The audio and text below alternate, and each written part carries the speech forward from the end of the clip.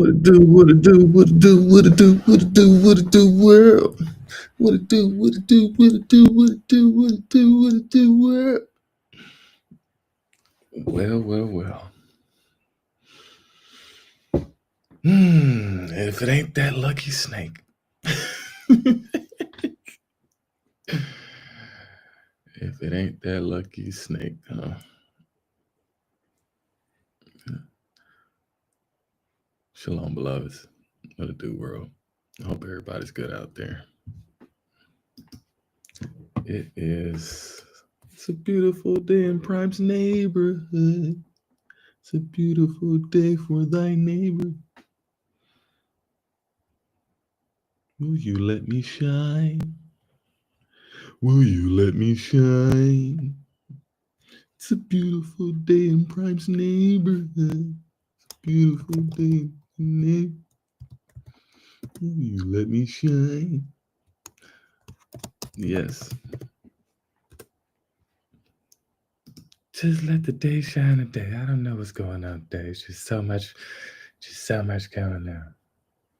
And you know we're not gonna not address.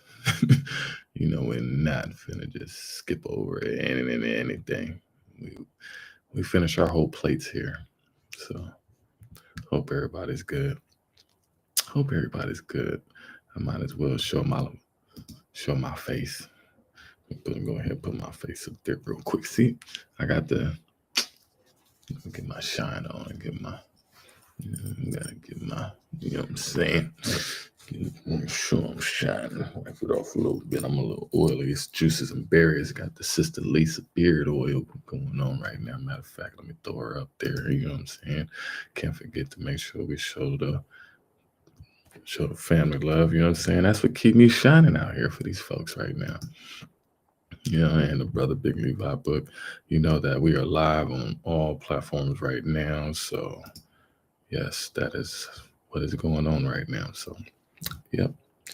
We're on TikTok, we're on Instagram, we're on Kick, we're on Twitch, we're on X. Matter of fact, let me hit up all my folks up on X right now. Bring them right back on in here because it's going to be a doozy today. We rocking and shaking, we shaking and rocking, ain't we? We shaking and rocking, we rocking and shaking, ain't we? So, just because you get the alms, just because you get to live up with some Himalayan salt oil water, don't make you exempt from these cold potatoes. Because like I said, it don't matter where you are in the world. Everybody is definitely getting these cold potatoes of judgment right now. And we are definitely not going to leave no stone unturned. And so I just want to make that very, very clear. So topics of the day is a whole lot, but we're going to be on. Let's start with these. Got winter storms, got earthquakes, got hella fires. Oh my. Don't know where to start, but I'm going to start you out on a good foot. I ain't going to leave y'all without eating what needs to be. Yeah, product shining. I'm getting my Uncle Prime black gray hairs in, but my salt and pepper. I like my coffee natural and black, not with all that plastic. Get me out of them plastic cups.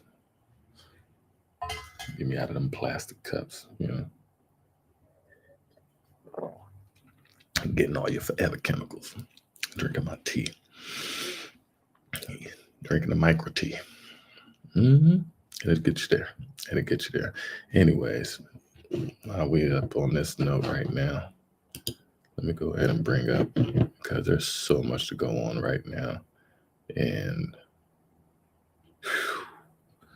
I think we're gonna get to the Frosty the Snowman real quick. I think we're just gonna go ahead and go there with the winter weather. There's so much going on right now. The animals are talking, the weather is talking. You name it.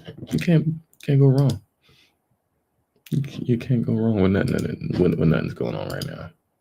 But we'll just go ahead and get out of the way and see what's going on around the.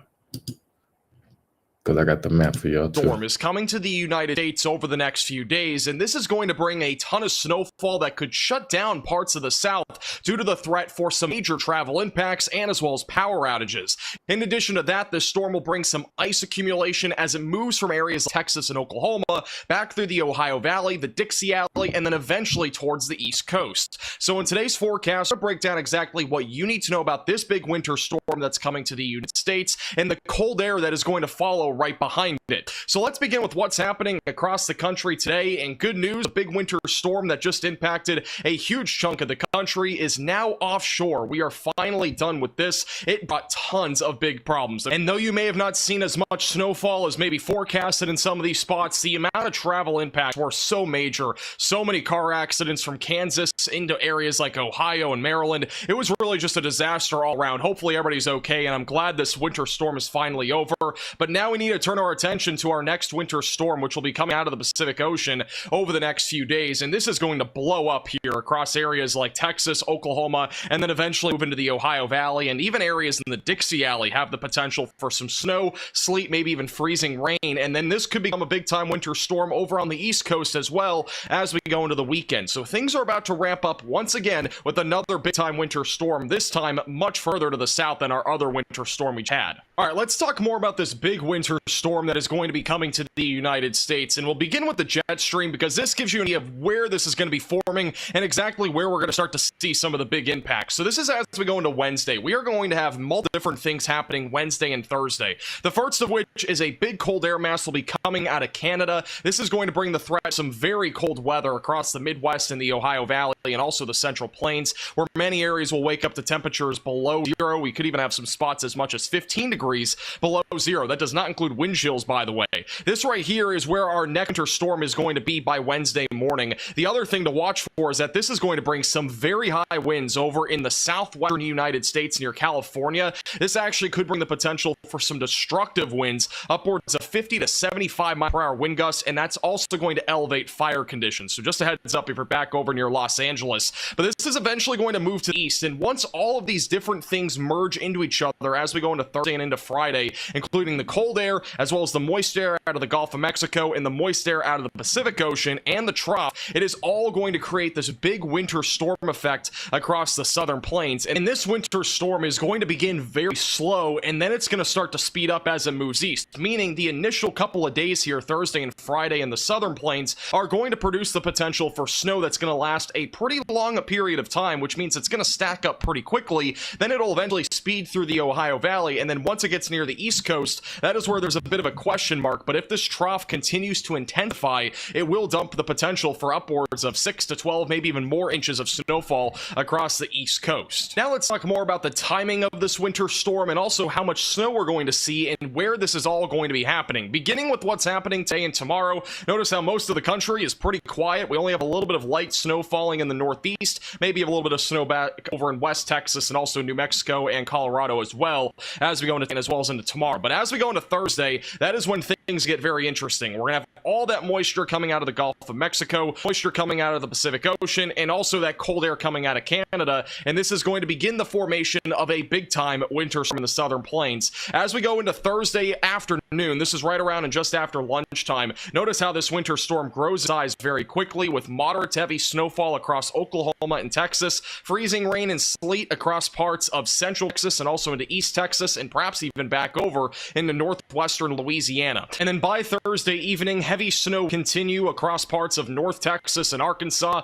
Again, freezing rain and sleet being a problem, which will lead to ice accumulation across parts of central Texas and into Louisiana. Keep in mind any untreated roadways, which I bet there will be a lot of those, that will lead to the potential for some very slick roadways, which will also lead to major travel impacts. So again, right now, Thursday and Friday, these are the 2 days. If you're in these states, you need to be very vigilant and make sure that you're aware that there's a pretty strong possibility that you're not going to want to travel on either Thursday Thursday or Friday in these sorts of conditions. Moderate to heavy snowfall will be as far north as Kansas and as well as Oklahoma, but overall the winter storm threat is really going to be confined, I think, to Texas, Oklahoma, and Arkansas. And then eventually, as we get closer to Friday morning, this continues to track to the east, bringing the threat for some snowfall as it moves towards Tennessee and Kentucky. And again, notice how slow this is moving throughout the day Thursday, which is again going to stack up snow very quickly in these southern states. And we could even see sleet and freezing rain as far south as central Mississippi and as well as Alabama. Now, that particular model only goes out through Friday morning, so we have to go to the GFS model to continue the track here. One thing I want to point out is that GFS does not show the snow nearly as far south here in parts of Texas, and it's more confined to the Red River Valley, North Texas, and as well as Oklahoma, and also it's much further to the north here in Arkansas. But this is a little bit of an outlier model as of right now. Most other models are not showing that, but it does show the threat again for snowfall across northern Mississippi, Alabama, and Georgia as we go into Friday morning, and as well as South Carolina. Some light to moderate snowfall across Illinois, Indiana, and as well as Missouri and Tennessee. And eventually, as we go into the afternoon hours on Friday, the snow continues to stay moderate heavy across several states like Kentucky and as well as Tennessee. And then eventually, as we go into Friday evening and early Saturday morning, this is going to bring some snowfall to areas like the Mid-Atlantic and the Northeast. Overall, our main core of the heaviest snowfall will still be confined again near that low pressure center, so that'll be moving across parts of the Mid-Atlantic region like Virginia. And eventually, as we go into Saturday afternoon and evening, there is a chance that this could become some sort of nor'easter back over in southern New England, but this is a question mark as of right now. It's going to heavily depend on the track of this and also where the jet stream is. If we have winds like this and the jet stream that come more together, I think we're going to have a more northerly track, which would lead to a bigger winter storm back over in the Northeast. But that's, again, a bit of a contingency right now. We're not 100% certain if that's going to happen yet. Now, our forecast with this winter storm for right now is that we do have a pretty high confidence that we are going to be talking about winter storm conditions from Dallas, Fort Worth, back to Oklahoma City, into areas like central and northern Arkansas, and even into Tennessee. The question does still remain, will we see a shift to the north over the next 24 hours, or will we stay around the same? Because again, the GFS model was showing snow much further to the north and not really in the Dallas-Fort Worth area. So we'll have to watch that trend closely. Make sure you're subscribed to the channel. We'll keep you posted with the latest on that situation, because it's a big situation. I know a lot of you that are watching this forecast are in North Texas. The other thing is, further to the north and east, this is where uncertainty does grow. Back over in areas like the Mid-Atlantic, the Northeast, and as well as the Ohio Valley. Will we see winter storm conditions, or will this just be more of a light to moderate snowfall that leads to a few inches of snow? That's where some question marks do remain. I think overall the Ohio Valley and the Midwest will be mostly just a few inches of snow, and then back over in the Mid-Atlantic, the Northeast, and perhaps even parts of eastern Tennessee and Kentucky could actually end up seeing the threat for a winter storm. And we'll show you what the snowfall accumulation totals look like here in just a moment. And then further down to the south here, this is where there's also some question marks. Right now, we think it's going to be more of a mix anywhere from around Austin, Texas, back into Shreveport, around and just north of Atlanta, and also back through Charlotte, North Carolina. Now let's go through the scenarios on how much snow we can expect and also the amount of ice accumulation that will occur here across the United States. Beginning with the GFS model, this is one of the models that's been a bit inconsistent on the last few runs, but is showing the greatest amount of snowfall to be located across the Red River Valley and also back through central Arkansas and into Tennessee and northern Mississippi, where a widespread 3 to 6 inches of snowfall is likely, which would, by the way, be winter storm conditions in the southern plains. In addition to that, I do think we'll have some spots for the 10 inches of snowfall. Keep in mind, this is something a lot of people aren't saying, but the conditions on the ground are going to be a bit dry initially, and it's also pretty warm still, at least near the surface, meaning the initial snowfall will likely melt and then it will start stacking up, meaning that these snowfall totals are actually a little bit higher than I think what it'll actually be. So overall, these numbers, I would say, are pretty close to what we'll end up seeing, but again, the numbers will probably be a little bit lower due to those two factors. Now, in terms of the European model, this model has been showing a pretty significant winter storm as well, showing the greatest amount of snowfall just north and east of the Dallas-Fort Worth Metroplex, back over near Texarkana and also back into southwestern Arkansas, showing a bullseye there of over 8 to 12 inches of snowfall, and outlying areas there even in northern Mississippi between 4 to 8 inches of snow. And the NAM 12K model is also indicating a big-time winter storm. This one is much closer to the Dallas-Fort Worth area. So you're probably wondering, what do I think will happen? Because these are all very different scenarios. I've got to be honest, I'm kind of leaning right now towards the European model, but maybe a hair further to the north. I think it's too far to the south here. I do think our greatest amount of snowfall will probably end up being in eastern Oklahoma and western Arkansas, and maybe far northeastern Texas as well. And then we'll also see some snowfall further to the east. And then in terms of ice accumulation across areas in the southern plains and the lower Mississippi Valley. This is right now a bit of an outlier. It is showing a very large area for the potential for both freezing rain and sleet accumulation. Gotta say though, I think this is again an outlier. I don't think we're going to see this widespread of an ice storm, at least for right now. That could change as we get close. Again, make sure you subscribe to the channel, but for right now, I think we're going to see a very narrow corridor of sleet and freezing rain, probably about 50 miles, maybe 100 miles north to south. It will not be a big-time ice storm, I think, compared to what we just saw a few days ago, but I think we're going to see some ice. I don't think it's going to be to this level, but a lot of the other models were also showing not really much ice at all. I think there's a middle ground here that we're going to see come across with the computer models over the next couple of days. Again, we are still a few days out, so there will be some changes to the forecast no matter what happens. Now, this is the probability of seeing greater than 1 inch of snowfall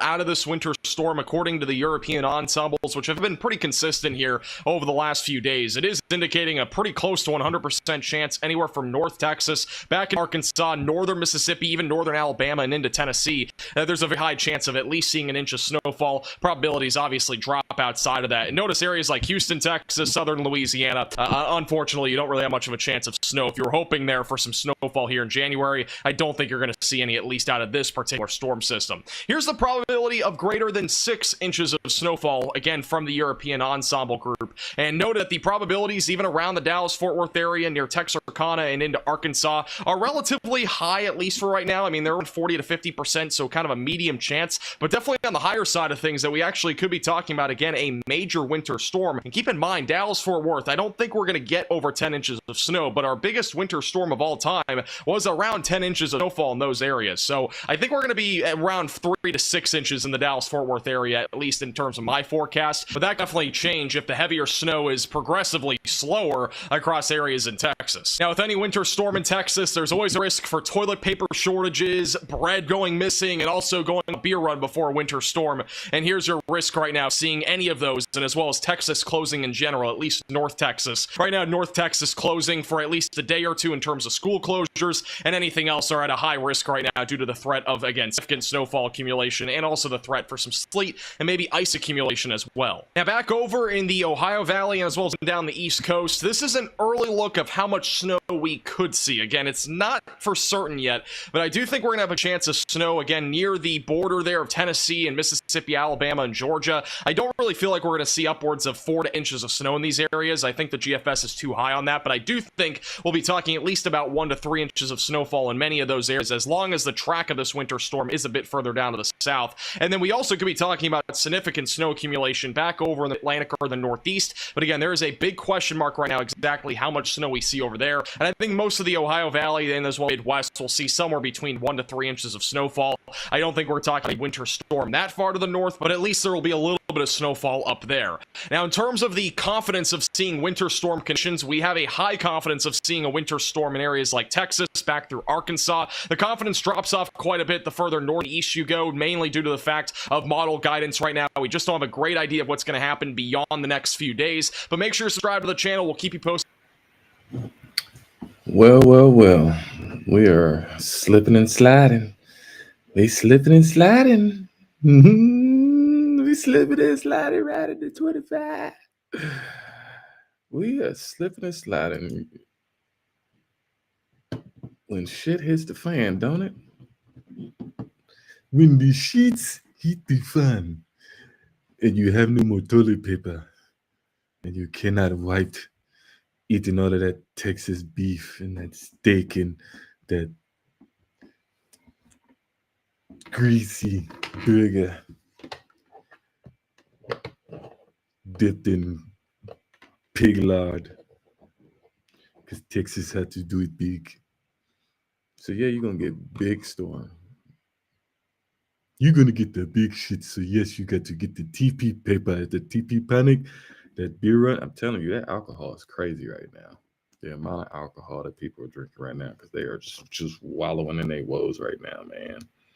It's crazy how many accidents. I remember, oh man, I was driving. That was in New Orleans.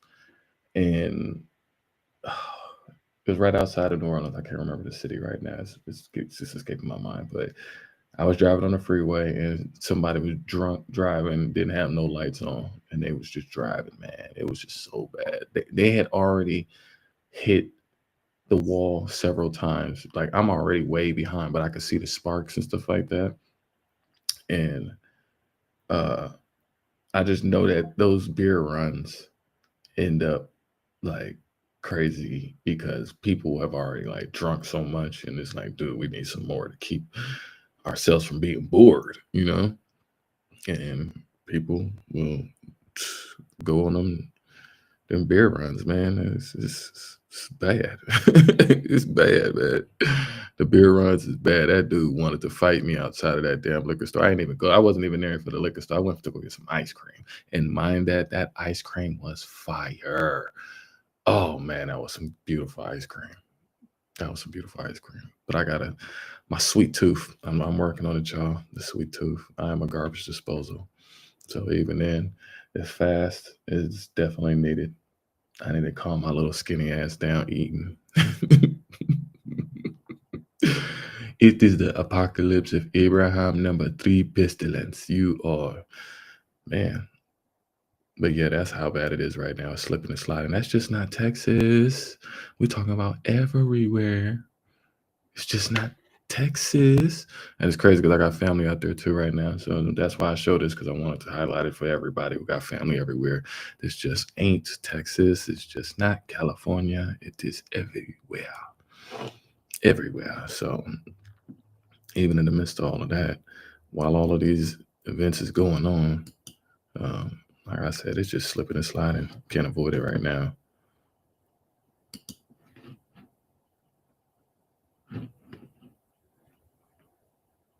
All right, thanks so much. As we've been mentioning, we've got our whole team covering the icy and snowy conditions this morning. We want to make sure you get out there safe. Mercedes is live in U City with what to do to protect your home. But we begin with Sydney, who is riding alongside photojournalist Eric Voss. They've been out for about an hour now. Sydney, how do the roads look this morning? Well, Rennie and Michelle, I can tell you they are much improved from what we saw yesterday when we were out for hours and constantly running into stalled cars and people who are spun out and slid out on the interstates and highways. To give you a look at what we see now, we're on 70 West. We're headed to that accident, that major accident that Paul Cook had been reporting on this morning, that 270 in Doherty Ferry. We're headed that way. Right now we're on 70 westbound. I can tell you I've seen maybe 1 or 2 stalled cars this morning. Nothing compared to what we've seen before, and we have about 3 cleared lanes this morning as well, which is really great news for drivers. Of course, you have to be careful when it comes to those on and off ramps, especially those elevated surfaces. Those are probably still very slick and some even snow covered this morning. We have to tell you that we are telling you this morning, watch out for that black ice and what you should do if you do find yourself in a situation where your car does start to slide. Now, the first thing you want to do is get your foot off the gas.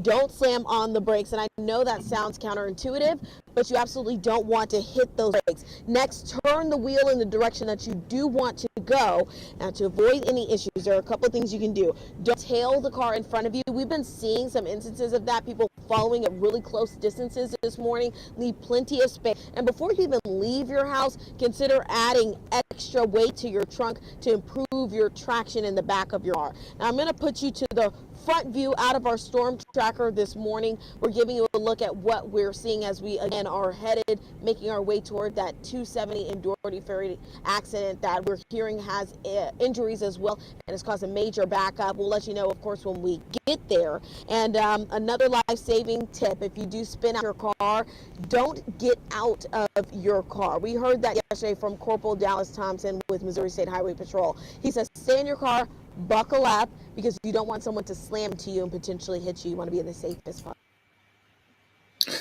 They sure are soliciting us for all of the advice and suggestions and the help. Help, I'm slipping, I'm sliding, I need help. I remember seeing this video. They were the same exact type of video. The dude was driving and they were driving this crazy weather. And the accidents happened like right in front of him. So yeah, it's definitely trying to pull out all these stops to still help people get to where they need to get to, even though it's like you're being told to sit your ass still. Even when you're being told to sit your ass still, people just still don't want to sit their ass still.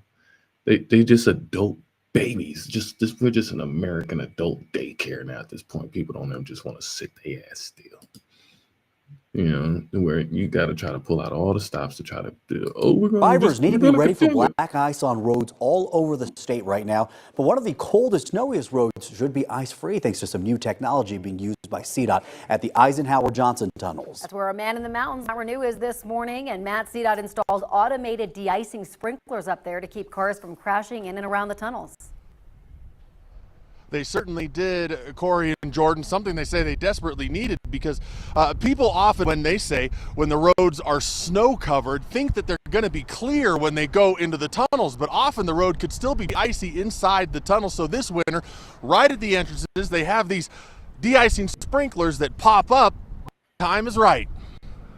It can get pretty snowy and icy at the Eisenhower Johnson Tunnel. Very cold, windy. And tunnel program manager Paul Fox says one of the biggest problems they used to see up here are when cars head into the tunnel and bring ice with them. With all the moisture traveling off the vehicles, that's how we create ice inside the tunnel. In the past, employees would shovel salt onto the road inside the tunnels. We had employees actually fill up a wheelbarrow of salt and then throw it out on the highway. But this winter, CDOT's using a new de-icing sprinkler system installed in the interstate. And from inside the tunnels, all they do is push a button to turn on the pumps and sprinklers, which spray that de-icer onto the road, which CDOT says is a faster way to treat the interstate and is expected to reduce ice in the tunnel and closures on I-70. Systems on both entry portals, and it's a system with 6 heads, and we spray about 10 pounds of Apex outside the tunnel, and then the vehicles track it going through the tunnel. That system costs about $300,000, but CDOT says that it's money well spent because it's estimated that when I-70 closes, it costs the state economy $1.6 million an hour. So they want to try to do everything they can to keep I-70 open and flowing, and they say it's already starting to improve conditions up here. Reporting from the Eisenhower Johnson Tunnels, I'm Matt Renew, 9 News. Corey, Jordan, despite the fact that they've got this sprinkler system now set up, they still want people to slow down when they go into the tunnels, especially when conditions are adverse, because you just don't know how far that it's tracking that de-icer into the tunnel, and there could still be icy spots. Absolutely. Everybody's got to do their part. By the way, Matt, Chris Bianchi said you were going to want to have a hat come tomorrow with some freezing temperatures out there. Everybody's got to do their part, and your raggedy ass ain't never gonna get out there in that cold like this man or any. A matter of fact, like the guys who are actually the civil engineers who are actually out there. Matter of fact, the guys who are actually doing the electricity to keep the lights on. Matter of fact, you're gonna be sitting there cozy like a beta simp that you are, and talk about the points and not actually do anything about it. The fact that you are even willing to even complain, they even have the pride, the gall to even bring up it costs this, it costs that. I thought you guys weren't worried about money. You've been sending money over to Ukraine and all these other places and doing all these other things. Why is money all of a sudden a problem? You got to bring up, it's costing. It's costing. We can't bear the cost. Oh my God. Damn, y'all whine, cry about. If this was something that was able to change all highways and prevent crashes, why is there so much stagnation and backlog? And why are the systems interoperable by this damn time? Why isn't all the dots being able to connect the dots? Because it shouldn't be this many issues running into when you're saying that, and it's interesting because every governor has said, we're definitely prepared for natural disaster. These people will speak up as if they champion it. They stand on it. They stand on them flag. I die for this. I'm top flight security of the world, Craig. They vouch for these things, and then they get hit with the drill. The alarm gets pulled. And when you are put to the test, you are epically ill prepared. All of you guys' brains, and you still can't come up with new, bright ideas. And you smile because you put a Band-Aid over a shotgun wound. It's in their cheese. Nah, bro. The fact that you have been so distracted with so much already, trying to do 2 jobs, 3 jobs, ball hogging all the jobs in the senates and council meetings and all these different things, and getting paid double for not even doing half of the work. You're not even doing one whole person's work. So literally, you taking up 2 jobs and not even doing the work for neither one of them.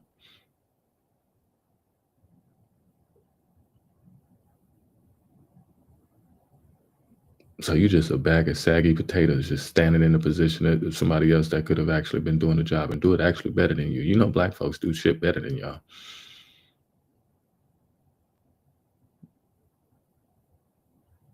We could have easily been fixing these roads. We could have easily been in charge of everything, but no, we're not. And it's okay. We're not gonna get mad about it. We let y'all do y'all thing and try to lead her. You wanted to be the chief and the Indian.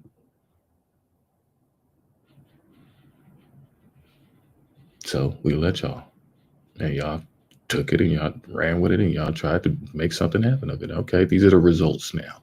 We're in 2025 and these are the results after, let's say 25 years. No, let's say after 100 years. Let's say after 400 years. These are the results that you guys have been able to show to the rest of the world. This is what you're showing to us. Now you're having faulty all of your machines are deteriorating in front of your eyes, your roads, your bridges, your infrastructures. The fact that we are not touching it. You guys made a lot of money off of those railroads that the Gandy boys was sitting there all day tirelessly having to sit there in front of good old boss. Good old boss was your cousin, was your great, great, great cousin. And you look just as dumb as a doorknob as he did before.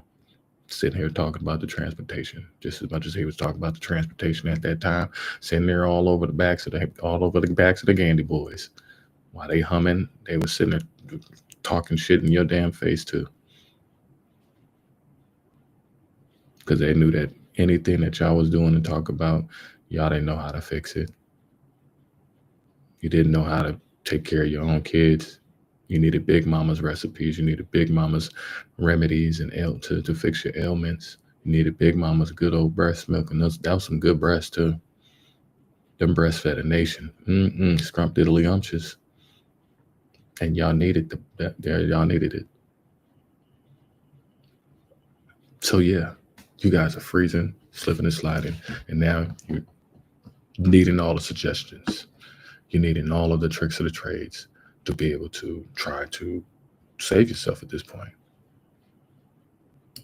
It's not that hard, but y'all made it this hard. So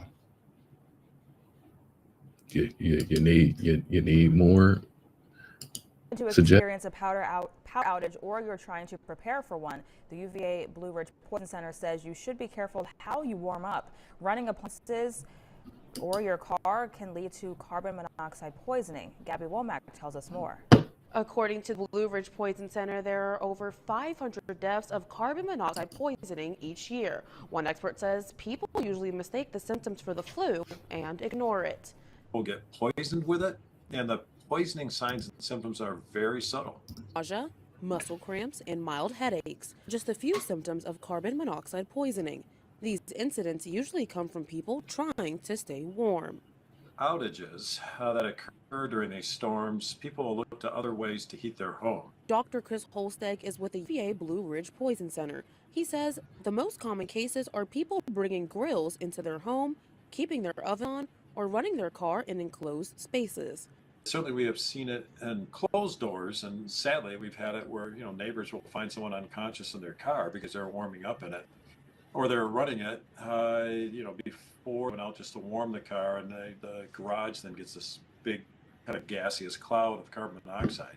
Another mistake Dr. Holsteg sees are people assuming their carbon monoxide devices are faulty, so they unplug it. He says reach out to your local fire station if you are unsure of any substance in your house. I think our fire departments are very helpful in this area. If you think you're having carbon monoxide going into your home, call them. They'll do sampling. Dr. Holsteg added that battery-operated devices are safe and it is perfectly fine to run your heater as long as you need. In the studio, Gab. Ooh, all the experts got all the expertise. Yes, that sounds very delightful. Yeah. The fact that we're running into times where, like I said, all of these devices, all of these machines, all of the infrastructure is getting exposed for the cheap products, the cheap tools, the cheap materials, the cheap labor.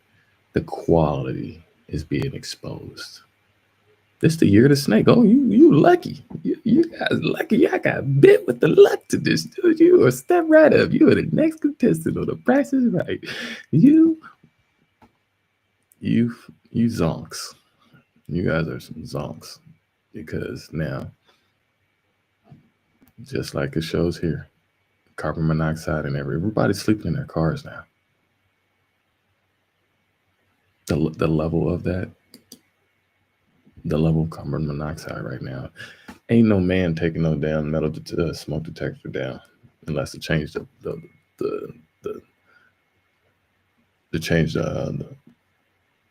battery in it. And if it's beeping, that means the lady is single. I need a strong, tall, handsome man to go and pull down that smoke detector and change that battery. So I don't have to change these batteries in this vibrator. Oh, I'm just playing, y'all. I'm playing, y'all. Excuse my language.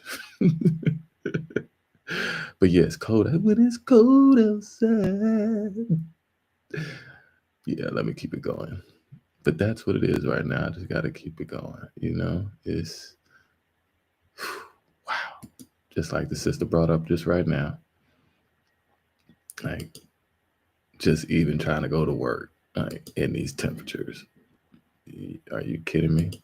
We have breaking news, a deadly discovery at Fort Lauderdale-Hall International Airport. JetBlue confirming they found 2 people dead in the landing gear during a post-flight maintenance inspection. Local 10 Kelly is live at the airport this morning with the breaking details that we have just learned. Trent. Yeah, that's right, Al and Eric. We know those two bodies, I should say, were discovered in the wheel well area of a plane that had just landed here after taking off from JFK Airport in New York City. That plane landing here at FLL around 11 last night. BSO deputies getting a call for help about 30 minutes later, with officials now trying to figure out who these 2 people are and how they accessed that area in the first place. Terminal 3, Gate Foxtrot 5 at JetBlue. Emergency crews calling for help at Fort Lauderdale-Hollywood International Airport after the bodies of 2 people were discovered in the landing gear compartment of a JetBlue plane Monday night. JetBlue advised the technician in the landing gear area noticed 2 males who appear to be Signal 7, as they are not moving in the landing gear area. The deadly discovery made late yesterday during a routine post-flight maintenance inspection. The 2 victims already dead when they were found, according to officials. The plane arriving around 11 Monday night from New York's JFK International Airport.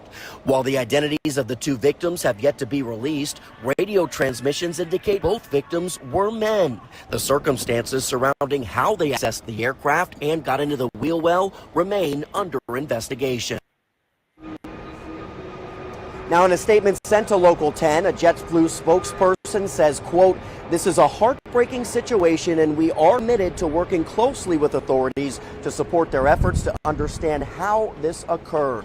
Meantime, we're told the Broward County Medical Examiner's Office will now perform autopsies on those 2 bodies to determine the official cause of death.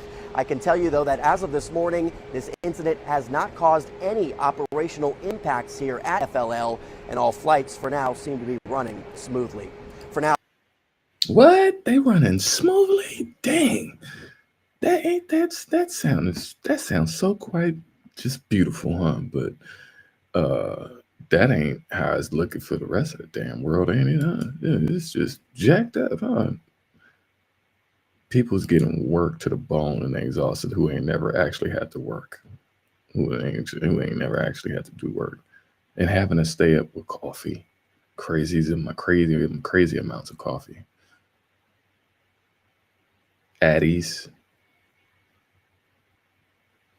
People got Addies all day, got little necklaces or bracelets or whatever, freaking Altoid containers full of Addies, trying to stay up so they can maintain it. They got it. Once they get off, they go right to them video games.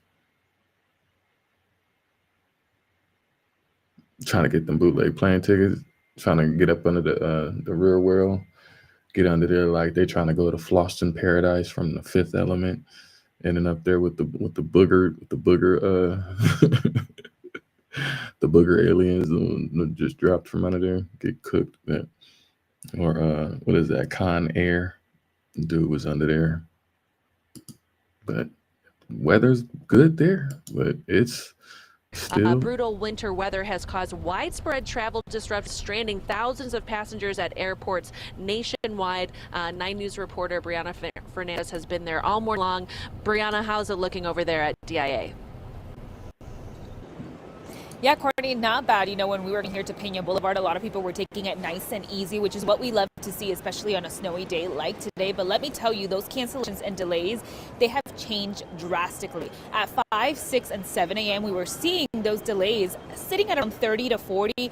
Right now, I just refreshed the page. We are sitting at 116 delays and 14 cancellations here at Denver International Airport. And you guys, we are going to start to see those delays going up all throughout the day. So we know around 8 p.m. last night, FlightAware, they had an update saying that airlines had canceled more than 2,000 flights across the U.S.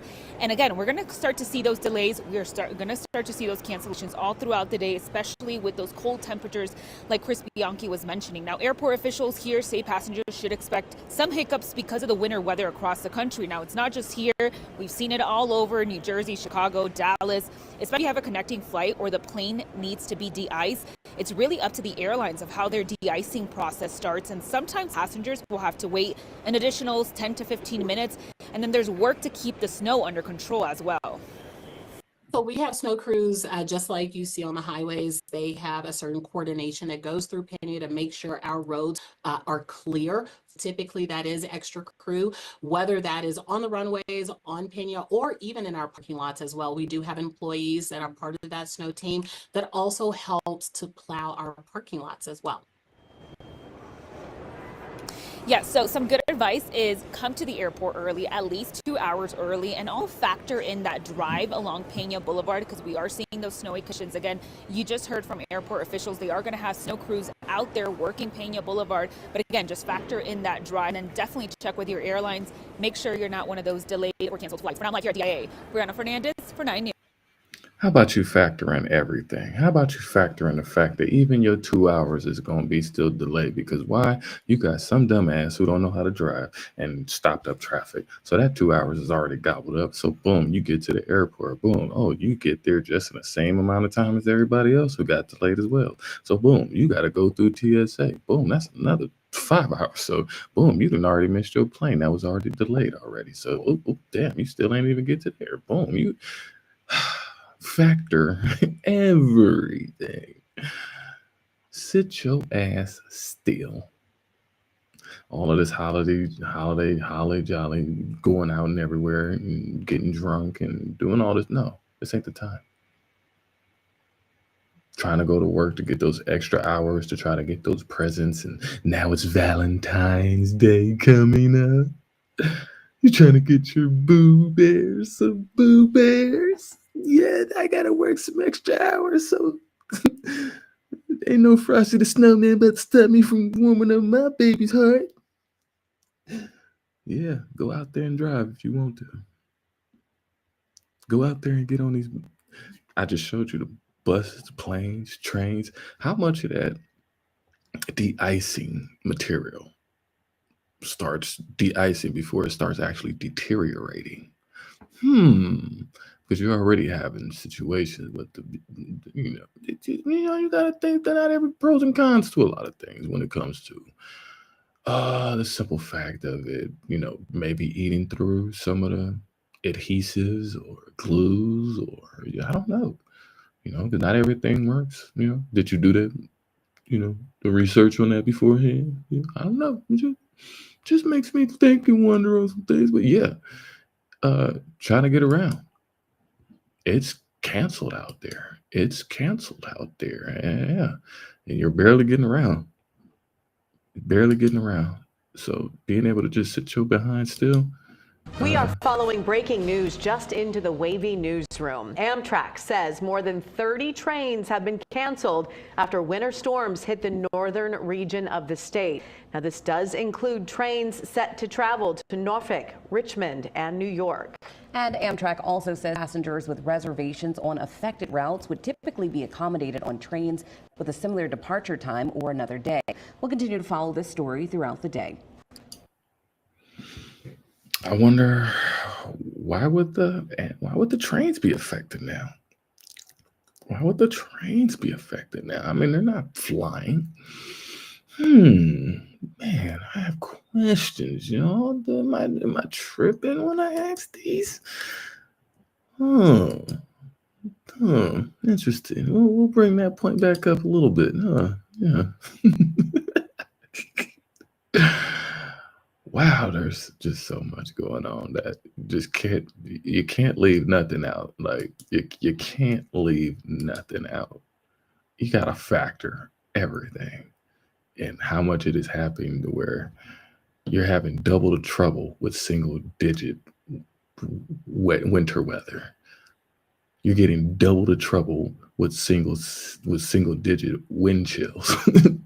You're getting double the trouble for all your trouble.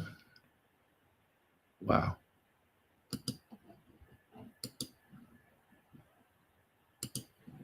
This morning, from Topeka to Atlantic City, millions are waking up in the bitter footprint left behind a deadly winter storm. At least 9 died in crashes across 5 states. It's been 6 years since the nation's capital had this much snow, crippling some airports. Reagan shutting down all of its runways. Yo, hold up, son. Hold up, son. I gotta get that. Wait, don't. Hold up, son.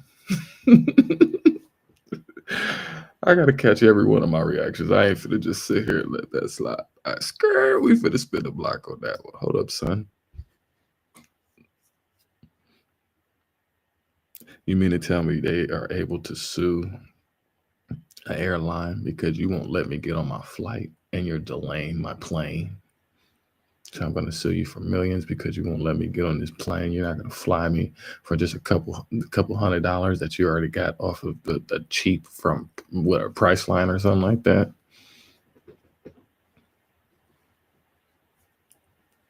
Where's that pilot going?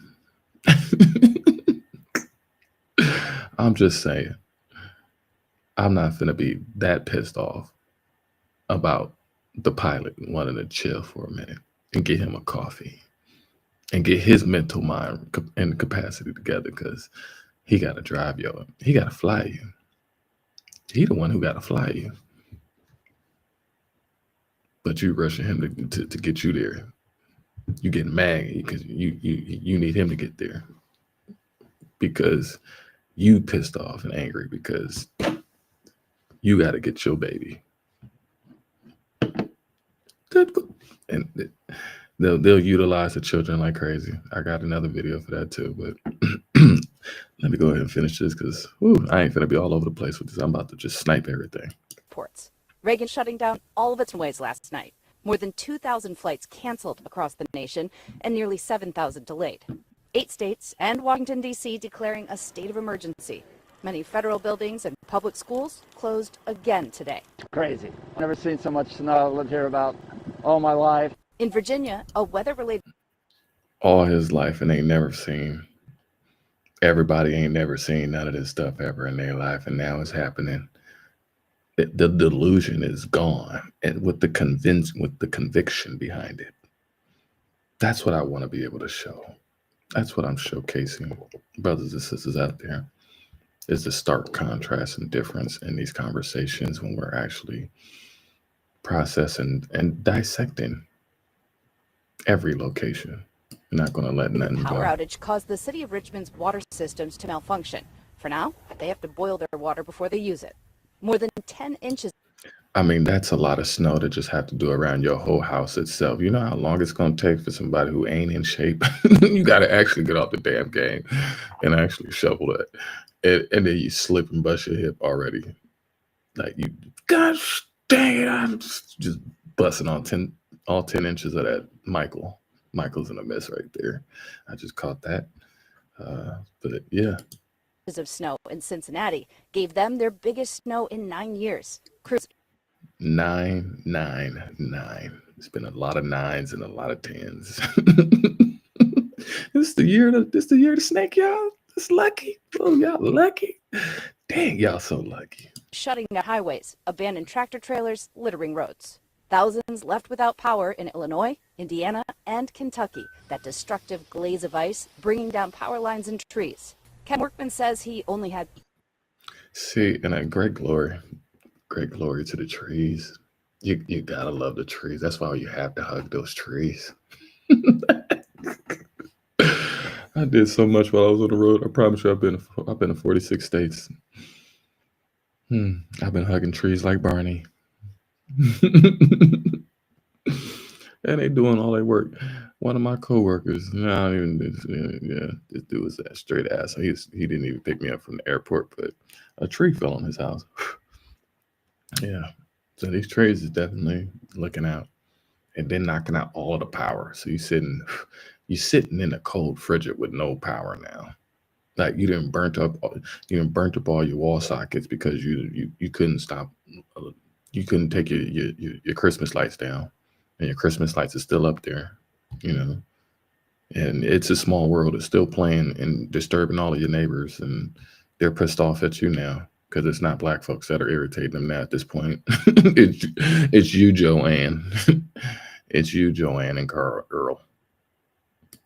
30 seconds to get out of the way before this tree crashed into his West Virginia home. I'm just saying, like, you just took out the whole side of the house. Like, the chairs, the trees are just busting into these houses like the Kool-Aid man just, oh yeah, let me just take a seat on your couch. Just Dave Chappelle. Fuck your couch, nigga. Home. I hadn't got up to get that coffee, I'd probably be dead right. That coffee is saving y'all. Just killing you at the same time. Right now, it just wiped out the chair that I was sitting in. Do say it again. What you say? That I was sitting in. That you were sitting in, and now you're removed. There's no more musical chairs now. I was sitting in. Oh, you were sitting in. And now you're being moved out. Everybody was sitting, chilling, but you're getting moved out. Like if the winter is not making you uncomfortable, look, hey, this tree sitting in your couch, it just Dave Chappelle's your chair. It said, I'm going to sit in a chair that you sitting in. What you got on my 40, homie? He said, what you got on my 40, homie?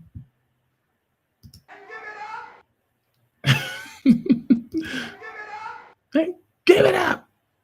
You better give it up your seat. What you got on my 40, homie? I just have to bring this up because everywhere you go, you get in double the trouble for your troubles. That's what I'm trying to showcase, is that it's just not one thing that's after another. It's one thing after another.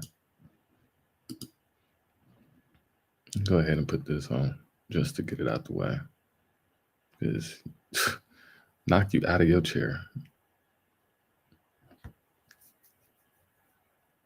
If it wasn't that cold, it's cold now.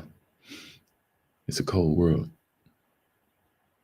It wouldn't be nothing without a woman. Yeah. Y'all try to run this world into the ground. And now the ground and the world is running you up off of. Wow, it's so much has happened in the last 5 years now that if we're going to highlight and showcase and broadcast these things, we got to do them the right way. We got to do it the right way. Because it has definitely gotten out of hand. And to be able to see that times have changed, it's beautiful. The first airline to ever be penalized for delays. The Department of Transportation fined the company $2 million for chronic delays in. Yeah, the first, once there's always a first, there's always the dominoes after. That's why I show these things, because just when you got to think about these firsts are going to be the falls. These firsts are the falls. That's why when I do show things, I'm showing them for a reason.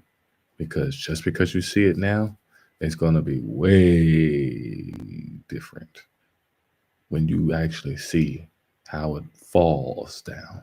So just seeing how the drips, I'm showing you drips. I'm giving you that shopping mall, that shopping mall orange chicken. I'm giving you that shopping mall orange chicken. Quote, unrealistic scheduling. The DOT says half of the money will go to customers affected by disruptions. Joining me this morning is our 9 News legal expert, Whitney Trailer. Good morning. Good morning.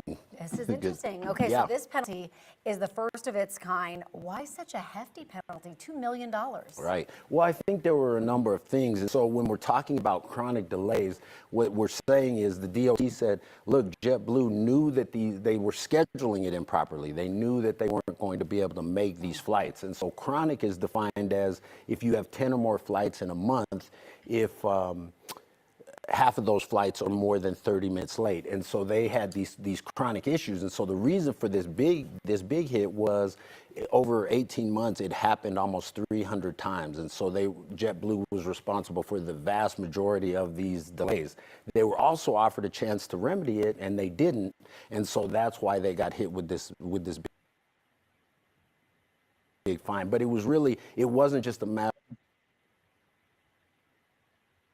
of one off here, one off there. This was like, they were checking them for over 10 months. They knew what they were doing with the unrealistic Yes. scheduling. That makes sense. So the airline industry as a whole was on your top 9 cases to watch in 2024, which we talked about. Yeah. So is this penalty against JetBlue just a continuation of problems Yeah. within the airline industry as a whole? I think so. I mean, the airline industry has just been a mess. And we were talking earlier, I just give my hat off to Pete Buttigieg. He's done such a good job in terms of going after these airlines. And so as I was preparing my notes, I was pulling up all the other notes of cases I dealt with dealing with aviation.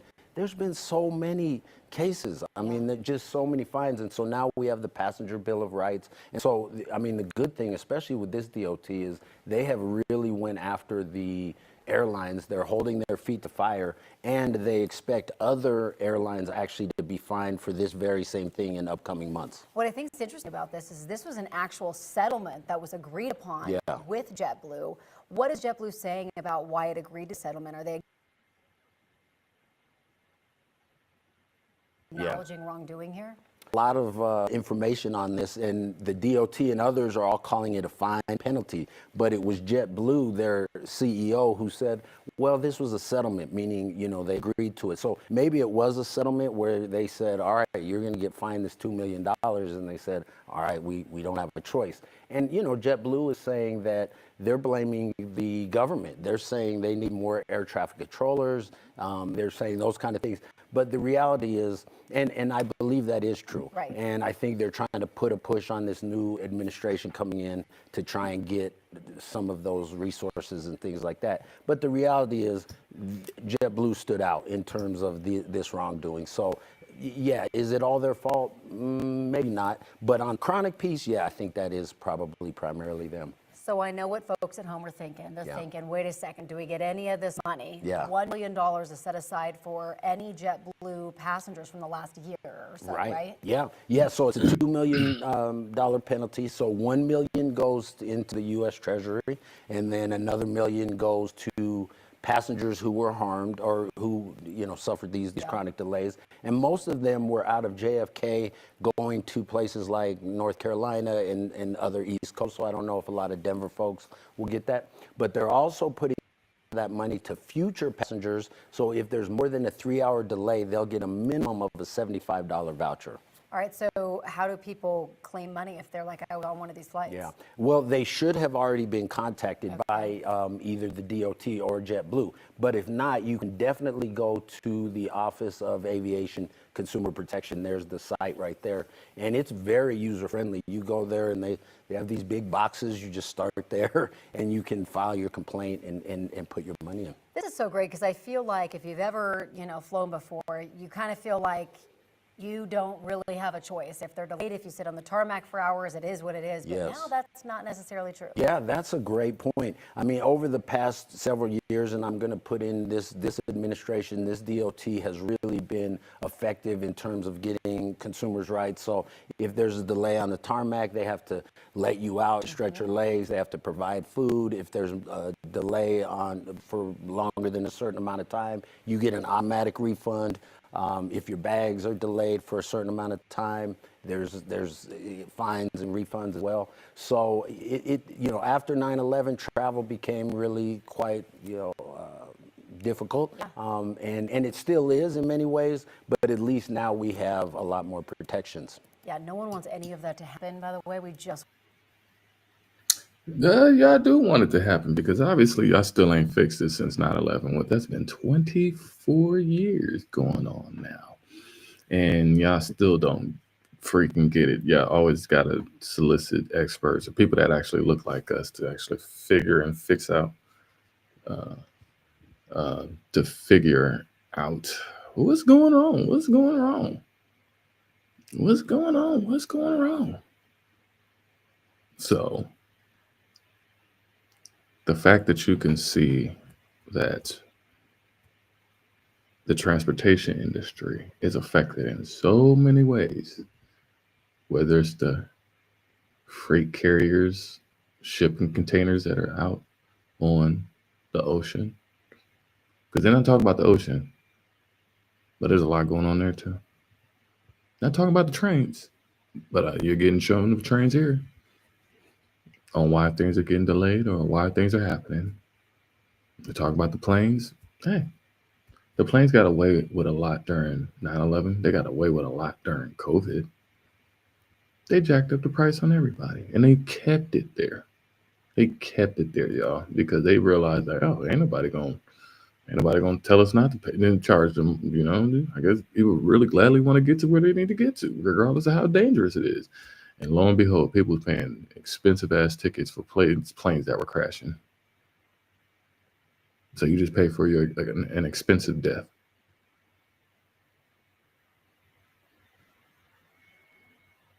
The fact that you can sit here and customers are now they have rallied together to hold the airlines in responsibility and contempt is they know the weather.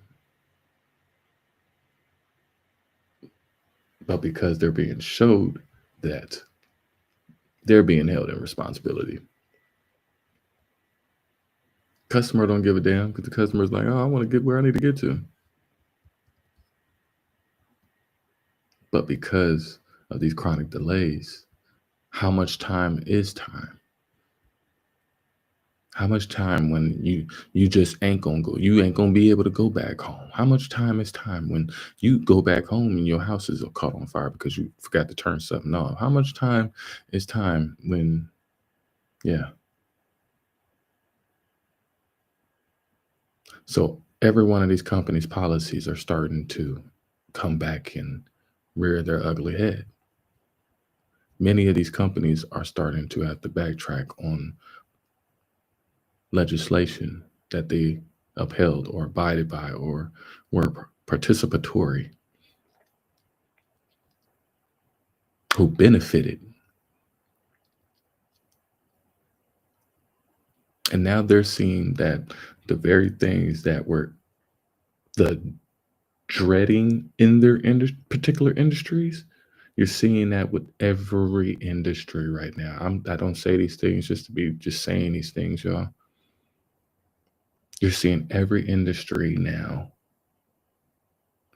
being confronted with their nemesis. You're seeing every industry being confronted with their enemy. You know what I'm saying? It's like,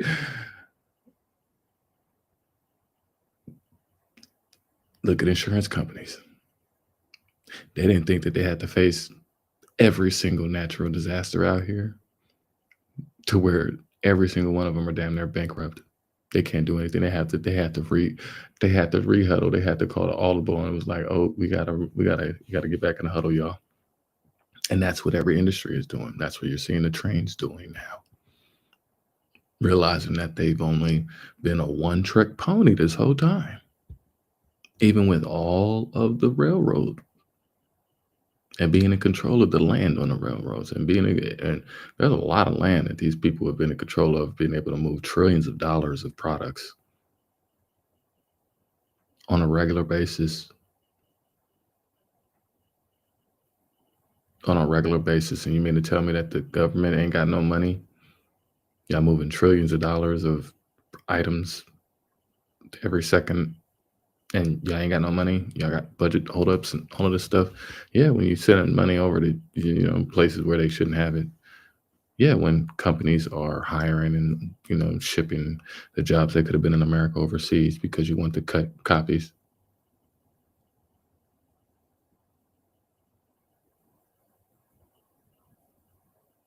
The fact that you can actually see so many people now seeing the industries be hit by the very thing that they did not want to have happened. These airlines didn't want to have to see that because it did push past those lines. These cruise ships didn't want to have to go through what they were going through. But they went through that, and people went through some stuff. All of the derailments made people very uncomfortable getting on an Amtrak, on a bright line.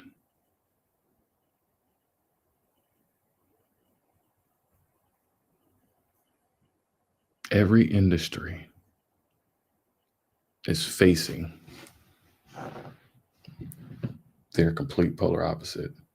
And yeah, they're saying it's all good. They don't want to tell you that it's not.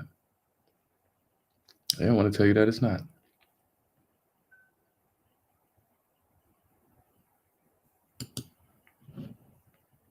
They don't want to tell you, but I'll tell you.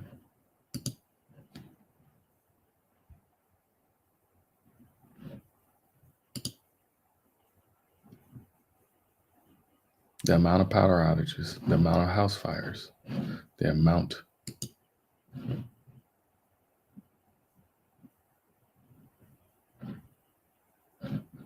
gotta bring that back. Because this people like to play around with it. I don't know who that is.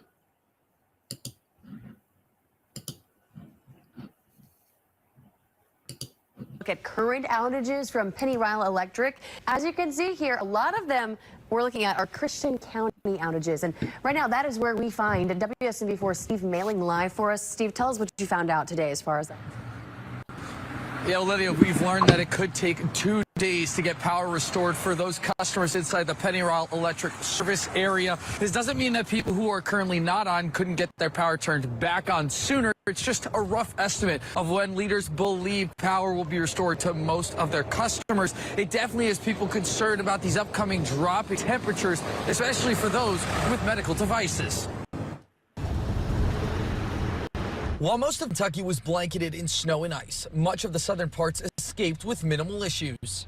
really went around us, and that what made it a whole lot better. Hopkinsville Mayor James Knight says the storm didn't produce much snow in their area, but what it did bring was ice. Between that and wind gusts, power lines stood no chance to Mother Nature. It was approximately 6 p.m. That's when William Webb and his wife remember the power going out. The pair live on the outskirts of Hopkinsville and have been without power for nearly a day. Made coffee this morning on the old campfire percolator. While the couple's spirits are high, their situation is a bit more complex. William's wife is on oxygen, which is run by a battery-powered machine. He says he's had to recharge it using his car battery so far, but they're hoping crews can get power on by them so they don't have to worry. Hopefully we'll have it tomorrow. Tomorrow, if the power's not on, then I may have to do something different. Not only that, but temperatures are set to hit dangerously low levels this week.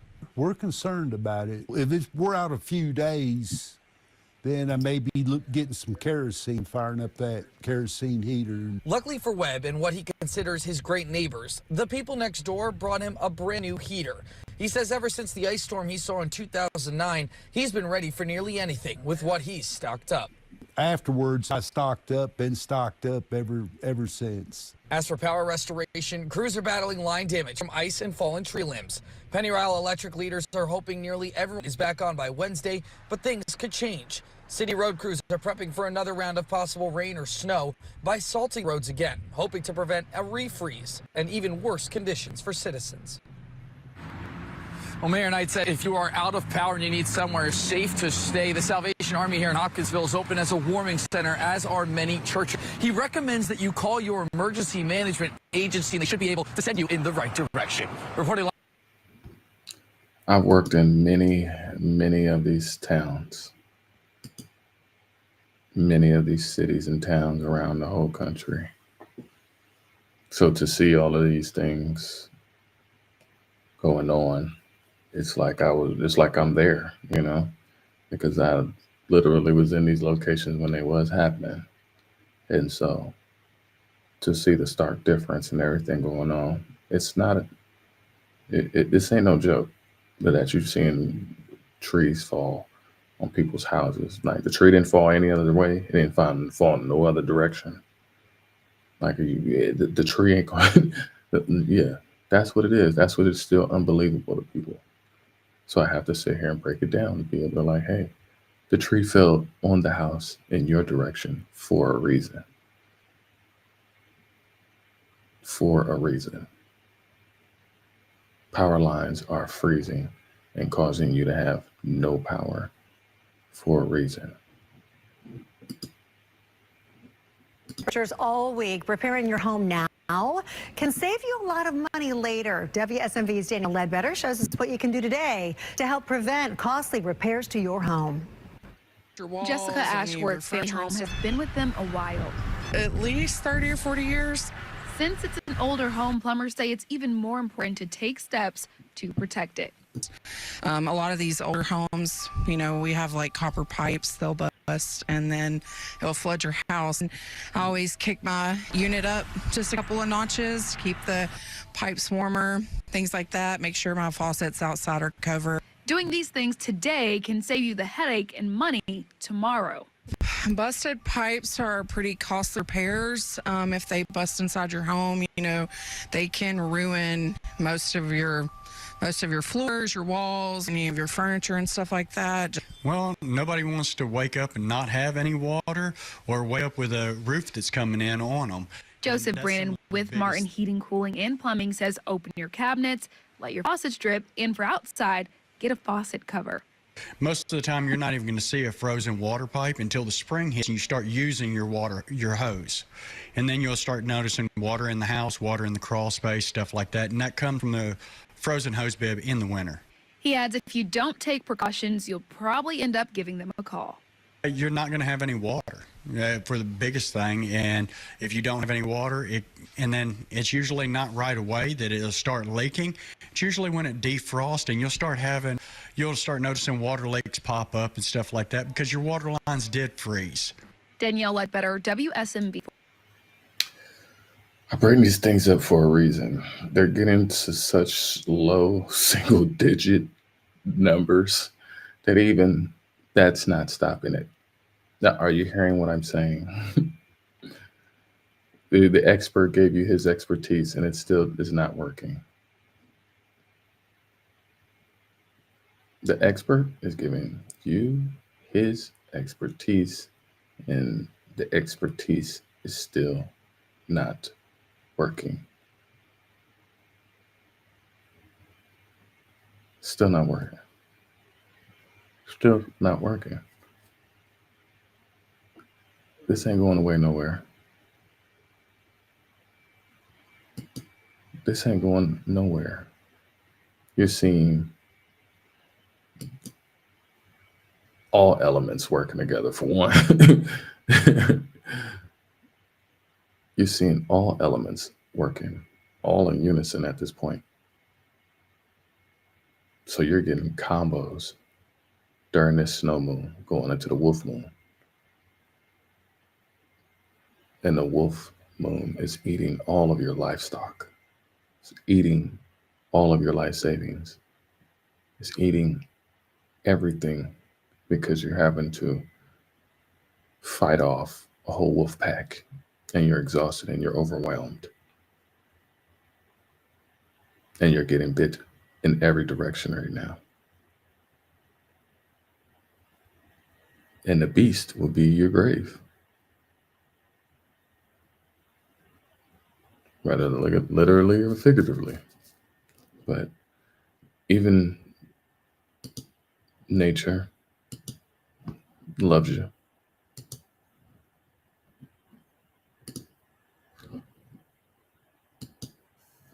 Just the fact that all of this stuff is happening, like I said, that guy was on the road. He wouldn't have known unless somebody called him. And when he got called, he found out. Look at what's left of Kevin Workman's home. Got a lot of damage, but I'm alive and didn't get hurt. It happened around 9 o'clock this morning on Quick Road in the Pinch area, leaving nothing to the imagination when it comes to the power of Mother Nature. I just heard a big crash and everything started to collapse around me. And the recliner that I was sitting in was basically buried to the ground. It's been the same story across Kanawha County. Roads closed from downed trees and power lines, leaving thousands in the dark in the bitter cold temperatures. We've been working with the Red Cross, and we have talked to power company representatives. We're anticipating maybe have to open up some shelters, depending on how successful the power crews are. That 10,000 customers is a lot of customers. That's a lot of people. Workman was trapped inside but later rescued. He's now considering himself one of the lucky ones because just before that tree came crashing through, he got up to get a cup of coffee from the kitchen. If I hadn't got up to get that coffee, I'd probably be dead right now. It just wiped out the chair that I was sitting in. Adding insult to injury, he just got... I can't help but notice it's just coffee, chairs, lucky. Coffees, chairs, and luck. Got his roof repaired from other fallen tree damage less than a week ago. I'm emotionally shook up big time. Just about finally had the place back together. Counting his blessings as he picks up the pieces one more time. He just put his house back together. He just put his house back together, and it's gone just like that, y'all. Just gone. Just gone. You know how many people having to do this right now? That's a lot of people. That's a lot of down trees. I promise you. A lot of these rural areas, they don't have crews. A lot of people ain't going in their own local community and just cut down these trees just because it just is extra preparedness. People ain't thinking like that. People don't want to move and operate like that, no matter how much you're trying to tell them what they need to do. People act like grown-ass adults and don't want to actually listen until it actually happens. And lo and behold, this is happening in every single one of these communities around the whole country.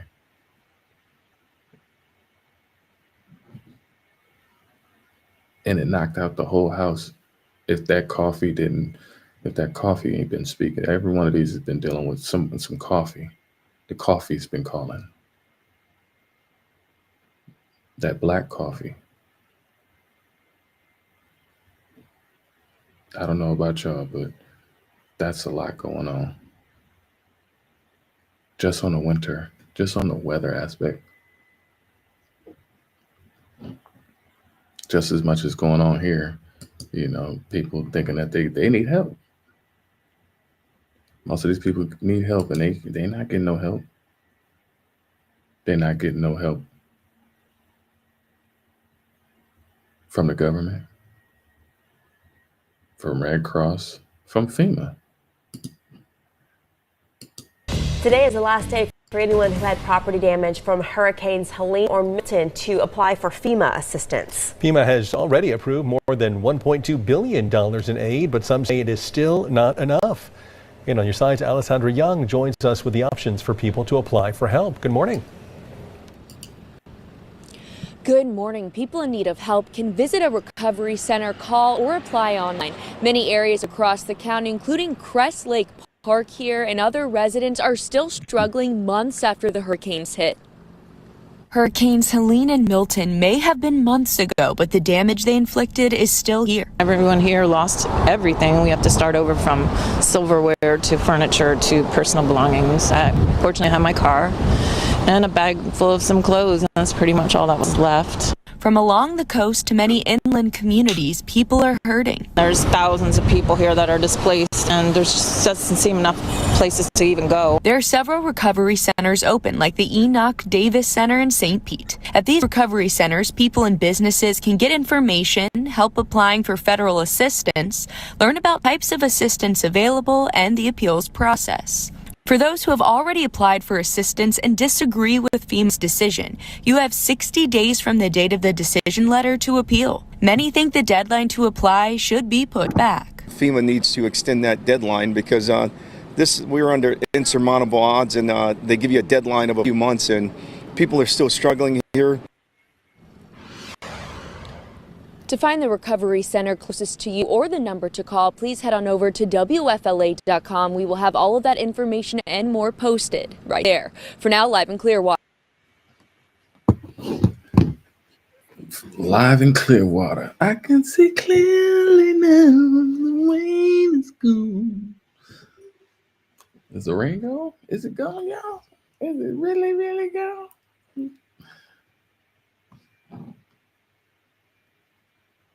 The amount of assistance that should be out there, they're realizing that they have no help, that they've been, and then it's these last minute drastic hurry up and catch up type of movements that got people like you already having to deal with your house and trying to even allocate whatever is left of your life. And they're like, well, you got 27 minutes until you sign up and fill out all the paperwork and submit it. And you still trying to find where your wallet is at. Sir, I don't have my ID. Well, I don't know what to do and help you. I'm sorry, but you can't get any help. You're denied. Well, sir, like I'm really dealing with an emergency. Well, yeah, you're not the only one. It's 10. She just said 10,000. Well, not she, but the other guy. But yeah, you got thousands of people who are dealing with different variations of things going on. These variations are not taken lightly. I'm not showing them just to be sitting here, just to be showing them. No. There's a reason for these things. These things are starting to compound.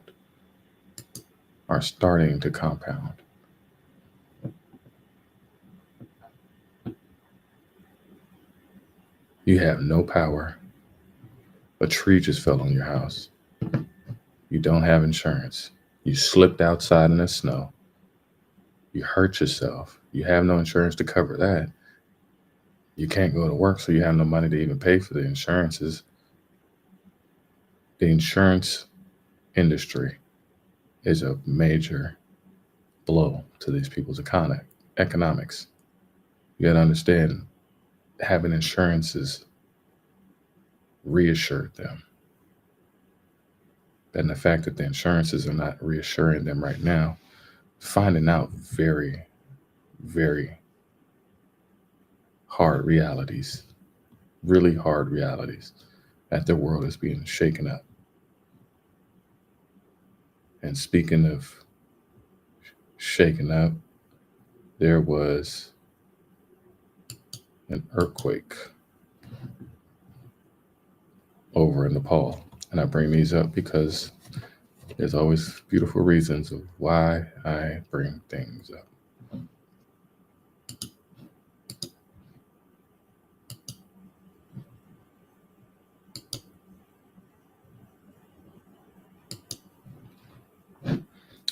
That one didn't work. Let me see.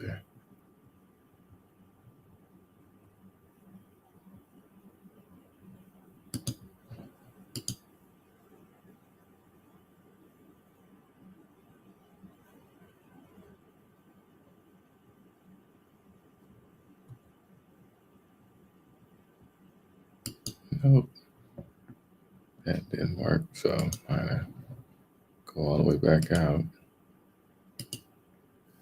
and go back. But yeah. Yep. This is what it is right now. Like we just spoke about even earlier. Now, if y'all don't know about Santa Ana, the Santa Ana winds are some of the most craziest winds that you will ever be a part of. Winds are on the way to Southern California, and experts are warning residents to be prepared. Good evening, I'm Micah Ullman. And I'm Cher Calvin. Life-threatening and dangerous. That's how weather experts are describing the powerful windstorm headed for Southern California. Wind gusts could peak near 100 miles an hour, making it potentially the strongest wind event in more than a decade. The damaging winds expected across much of LA and Ventura counties and could lead to widespread power outages, downed trees, and extreme fire danger. We have live team coverage of the storm. Carlos Salcedo is live in Malibu, but we begin with meteorologist Vera Jimenez with the latest on when the winds will arrive and the areas expected to be hardest hit. Vera. Thank you so much. Yes, as we go ahead and take a live look, well, not a live look outside, but as we take a look at the red flag warning map, you can see that this will be a widespread event. It'll go from Santa Barbara across Ventura into LA County, Orange County, Riverside, and San Bernardino. And of course, this is going to be a combination of very dry area and extremely dangerous winds. The winds are going to be up to 100 miles per hour. The National Weather Service has said this is another one of those particularly dangerous situations. And these, of course, mean that we need to prepare accordingly, especially for the folks that live in the mountain communities. Malibu, for instance, last time we had really gusty winds, had a lot of devastation with the Franklin fire. So again, the relative humidity values are going to drop to at least 10%, perhaps maybe even lower than that. And the isolated wind gusts will be between 80 and 100. Those are going to be few and far between, but the winds are still going to be strong enough to cause damage. Remember, the damaging winds begin at about 50, 55 miles per hour, and those are going to be more common than the ones that you're seeing here on the board. We'll take a look at the rest of those details and numbers coming up shortly. Back to you guys for now. Vera, thank you. The destructive Franklin fire in Malibu broke out just 3 weeks ago during another powerful windstorm. But this time, the winds are expected to be even stronger. Carlos Salcedo live in Malibu with the latest on preparations to keep residents safe. Carlos. Hey, Mike and Cher, as you know, the city is still recovering from the last windstorm event. Now they have to deal with a potentially destructive wind event. So this, of course, a calm before the next storm. Tonight, city officials here in Malibu, they're already advising residents to stay off the roads for the next 2 days. It might be a new year, but the Santa Ana winds will be making a comeback. This won't be your typical red flag warning, however. National Weather Service is issuing an alarming message. These winds are potentially life-threatening and destructive. When it gets to this level, things that we don't see every 5 to 10 years or so, it can be very dangerous. And so we do use some special words that are to get people's attention, and this is certainly one of them. Wind gusts between 50 to 80 miles per hour are expected to hit much of LA and eastern Ventura counties Tuesday through Wednesday afternoon, with isolated gusts in the 80 to 100 range. This Silmar resident is planning to hunker down. I live right over here on the top of the hill, so the wind blows, they're bad. And right now that you told me this, I didn't know that, so I'm going to go home and take on all my tarps. Aside from possible downed trees, the risk for wildfires is extremely high due to lack of rain. History has shown that when you get significant wind, it's obviously going to... For all of my brothers and sisters out here who've never been to California and know that, have family out here or anything like that, this experience that they're talking about is real talk. It's real life. That wind throughout all Southern California is throughout all of Southern California. And I bring up a point because of the fires that he just said right now, that the dangerous risk of fire right now. And I just brought up even in the beginning of it that there's about to be no rain. Also, that I haven't even gotten brought up and got a chance to bring up is that there's been a lot of earthquake activity. So, with the wind doing what it's doing, with the air and the water doing what it's doing, but not dropping not one drop, and the wind blowing that drop away right back into the ocean, fire is the next big buddy. So, with that wind blowing like that, you talking about tornado fires. The fires breaking out, all it takes is one ember, and then they fly everywhere. That wind will carry that ember. I remember when we had to evacuate. This was like 2004 or 2005, I believe. I don't remember the year. 2003, I believe. 2000. But it was a crazy fire in San Bernardino County in the hills. Never had to be evacuated. Never seen a fire like that. But I remember this. And like you said, when you ain't seen it like this, and then we're just seeing the actual weather as it is right now, a lot of people are going to have to buckle up and realize, like you said, he lives on that hill. And majority of all of the things that get burnt are the ones that are on the hill. So yeah, he talking about tarps and all type of stuff. Yeah, you're in danger. You're in super danger. These people were all of those Anaheim Hills, Chino Hills, you name all the hills, all the valleys.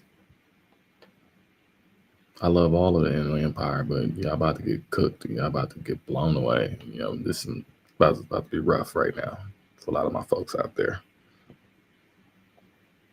Because this wind, this particular wind coming out, it bungee jumped off of everything else that took place. And when you're looking at combinations of things, the amplification of what I see, that's why I'm bringing this up. So, yeah. Why does dude look like why he look like one of the blue men without the blue on? Like the blue man that we play in Vegas. He looked like a newborn alien baby.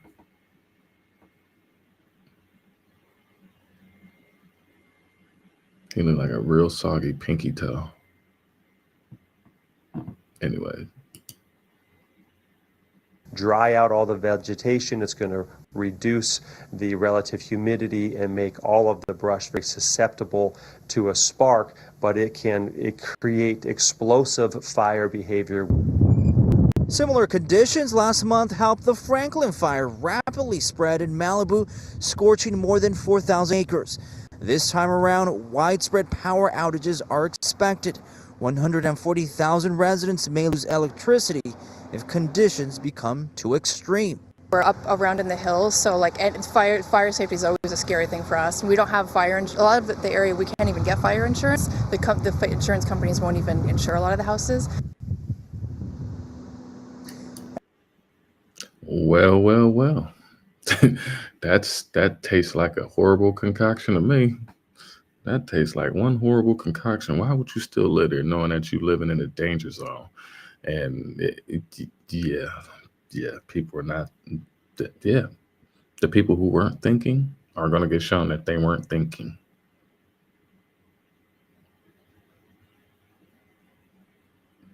Mama sitting here looking at you like, I did not raise these babies. These babies is not mine. They are not thinking.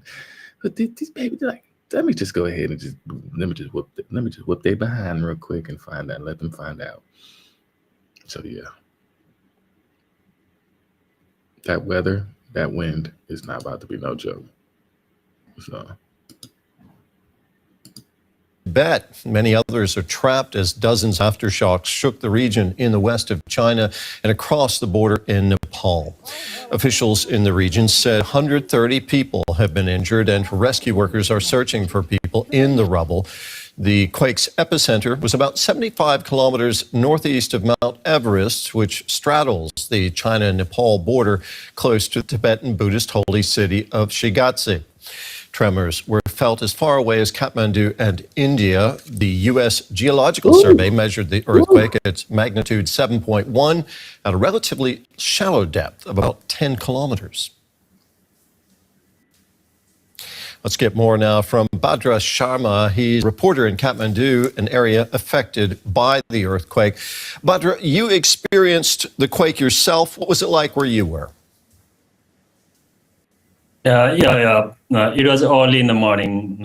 I was sleeping. All of a sudden, the ground shook, and I came to notice this is the earthquake because it's been quite common in the Himalayan region. We've been suffering from the earthquake for many years, and the latest one was in 2015. That way, and when I noticed it's earthquake, and then I quickly ran out of my home. And when I came out to the courtyard, other people were also assembled outside that way, and everyone was screaming. They were telling the earthquake that way.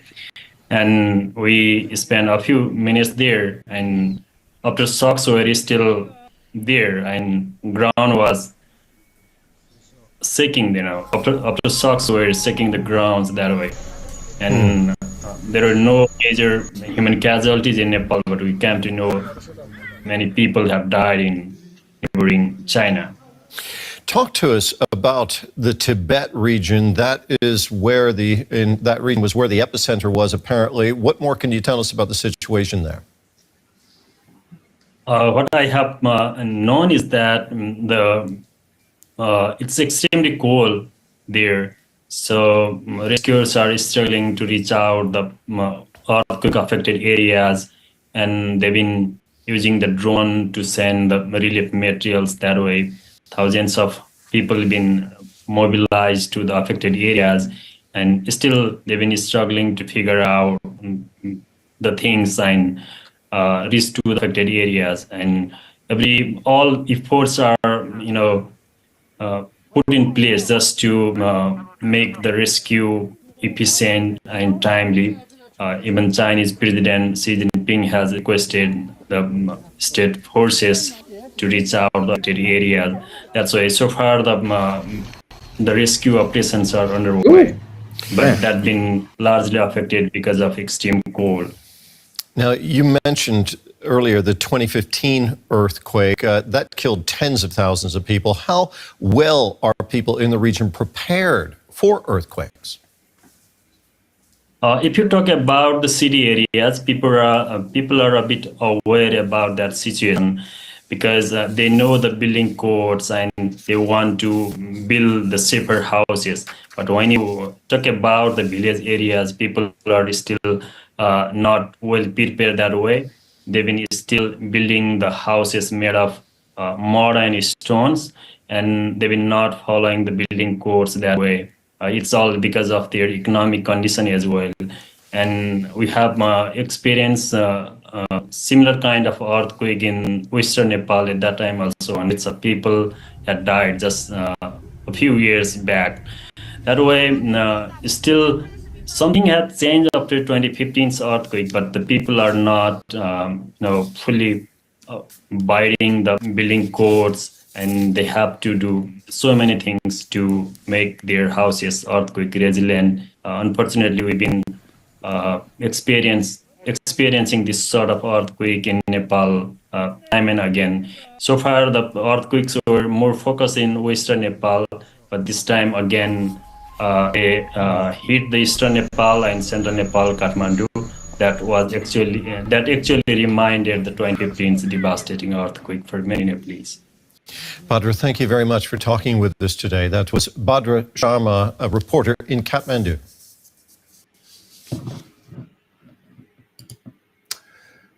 Oh, wow. I always bring something up for a reason.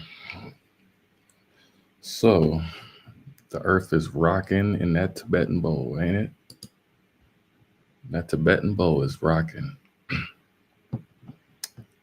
So, that's why I believe that these planetary alignments are ringing the bells of ley lines and epicenters.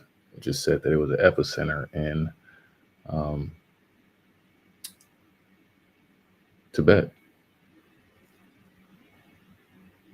All of these major cities,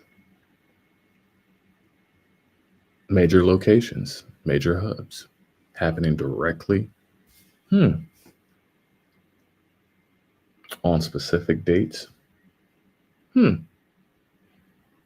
This is a lucky snake, ain't it? You just getting bit this year. This is your lucky day, huh? Shalom, beloved. Yeah, you gotta. I'll send it to you.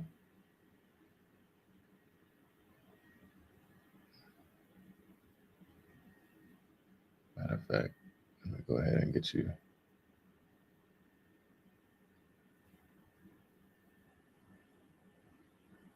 I'll send you my email when I'm finished. Okay. I'll send you my email when I'm finished.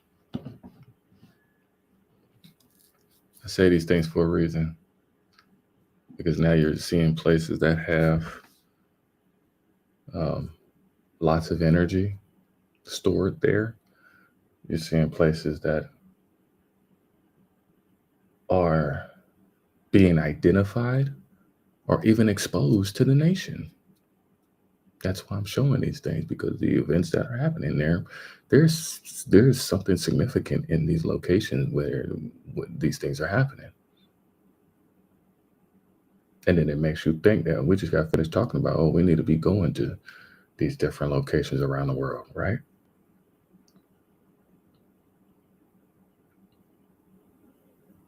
Then it makes you think like, I've never been to Nepal. I wonder what it would be like in Tibet. I've never been to France or Spain, or, I would like to know I would like to know what that's like. And so, yeah, you got a lot of, brothers and sisters that are going to these locations and activating. We have no knowledge of who, but yeah, we're starting to see that. This ain't the only location. Many of these very specific locations are starting to show many, many signs. I don't know if I want to show you that one, but I'll just go ahead and bring this one in, since this one always has better information. I'm not CNN. I ain't going to be on that. Not today.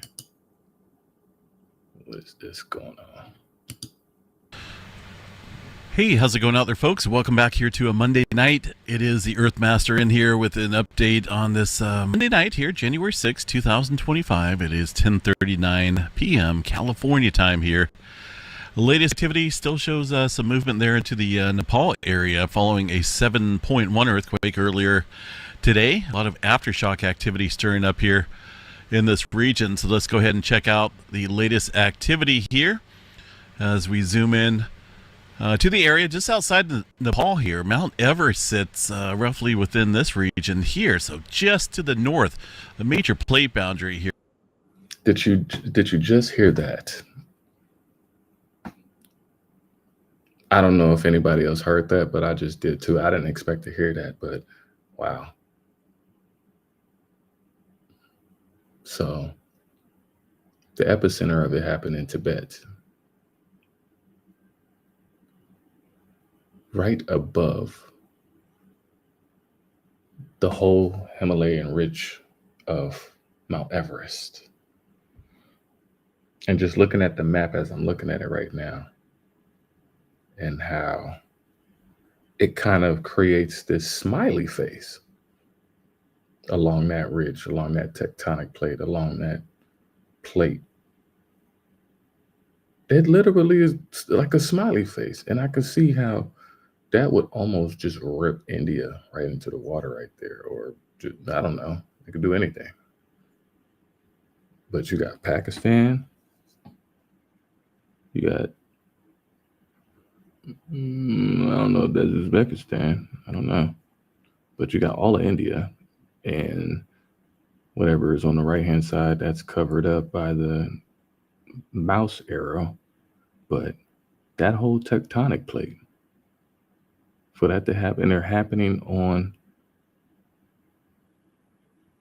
edges of these tectonic plates. And it's like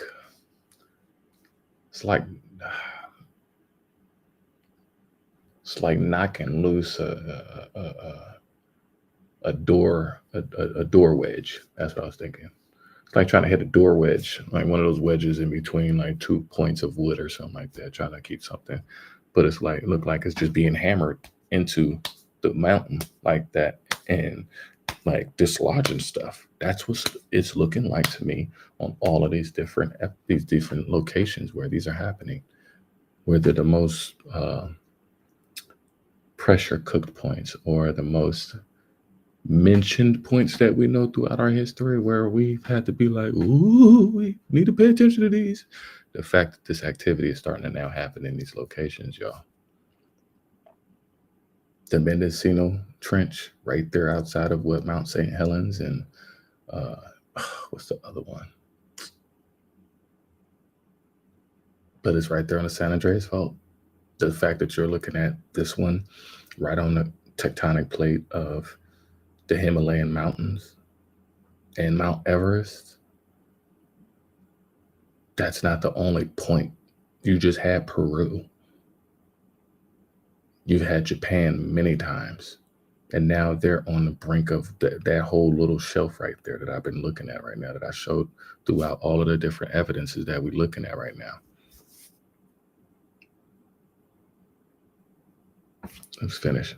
Here, of course, you get the plate tectonics here and the land rising, creating those beautiful Himalaya mountains. Very dynamic area in terms of stress and strain. There is that 7.1 earthquake here that struck my time about 5 o'clock or so here on Monday. Most High is having us look at these locations for a reason. He's having us pay attention to these groups, having us pay attention to these locations for a reason. He's ringing the bell. Ding, ding, ding, ding, ding. Dinner bell, dinner bell. We need to pay attention. Ding, ding, ding. This is Ezekiel 33. Ding, ding, ding. Blowing the horn. Pay attention. Look over here. 7.1 earthquake, 6.2 miles deep there. Very shallow. Fortunately, this was not around a major populated area. Of course, it was felt broadly over the region. Let's see if USGS showing some of the shaking contour lines here. Some folks have reported feeling it in India. But, again, fortunately, it was not around a major populated city. Now, it looks as though there was a little foreshock here about an hour or two, about 2 hours or so. Well, 1 hour, excuse me. Prior to that 7.1, a little 4.1 coming in at 6 miles deep as well. Notice a little bit of migration here, aside from the obvious aftershock activity from a large earthquake up north here. A couple earthquakes stirring up following that earthquake. Actually, we had one earthquake further up north, a 4.8. Again, following all this activity. So high amount of strain being built up out here across the area. Now, this 7.1 is the strongest earthquake here we've seen specifically in this area since 2015. So 10 years or so, 7.3 struck Nepal area back in 2015. 10 years, Michael's in the mist. Looks like they had a couple back there in that area in 2015. The 7.3 and a number of sixes out there, 7.8 as well. So again, this is a super dynamic area in terms of stress and strain, and it does build up, a whole bunch of pressure out here in given time to produce these large earthquakes. And of course, large mountain ranges up here as well, Mount Everest and other peaks out there. If you see all of these other little gray dots at the top, these are previous ones, but you're seeing all of these different little water holes that are right there. That looks no different than what's going on in Ethiopia, y'all. It looks no different to me than what's going on in Ethiopia. And Ethiopia is splitting. So when I'm looking at this now, and I love historical context of things that I may not even have known, and just now that I'm just looking at them now, it like makes me help investigate. But it's like, But these were previous ones, just like these were previous ones down here. And I can see how that activity could be contributing to opening up this whole line right here, right on top of that fault line. I don't know how weak that land terrain is right there, but knowing that that may create a whole crack and slippage, that may be the crack and slippage to be able to start the slow process of this dripping down into however you want to look. It's funny. I just happen to see this right here in the bottom corner where my mouse is. It says luck now. Luck now. I can't make this up. This is the year of the snake. I'm finding it by luck. This distraction for everybody else. I don't know. I'm just saying. I'm just seeing what y'all seeing. I'm just seeing what y'all seeing, right?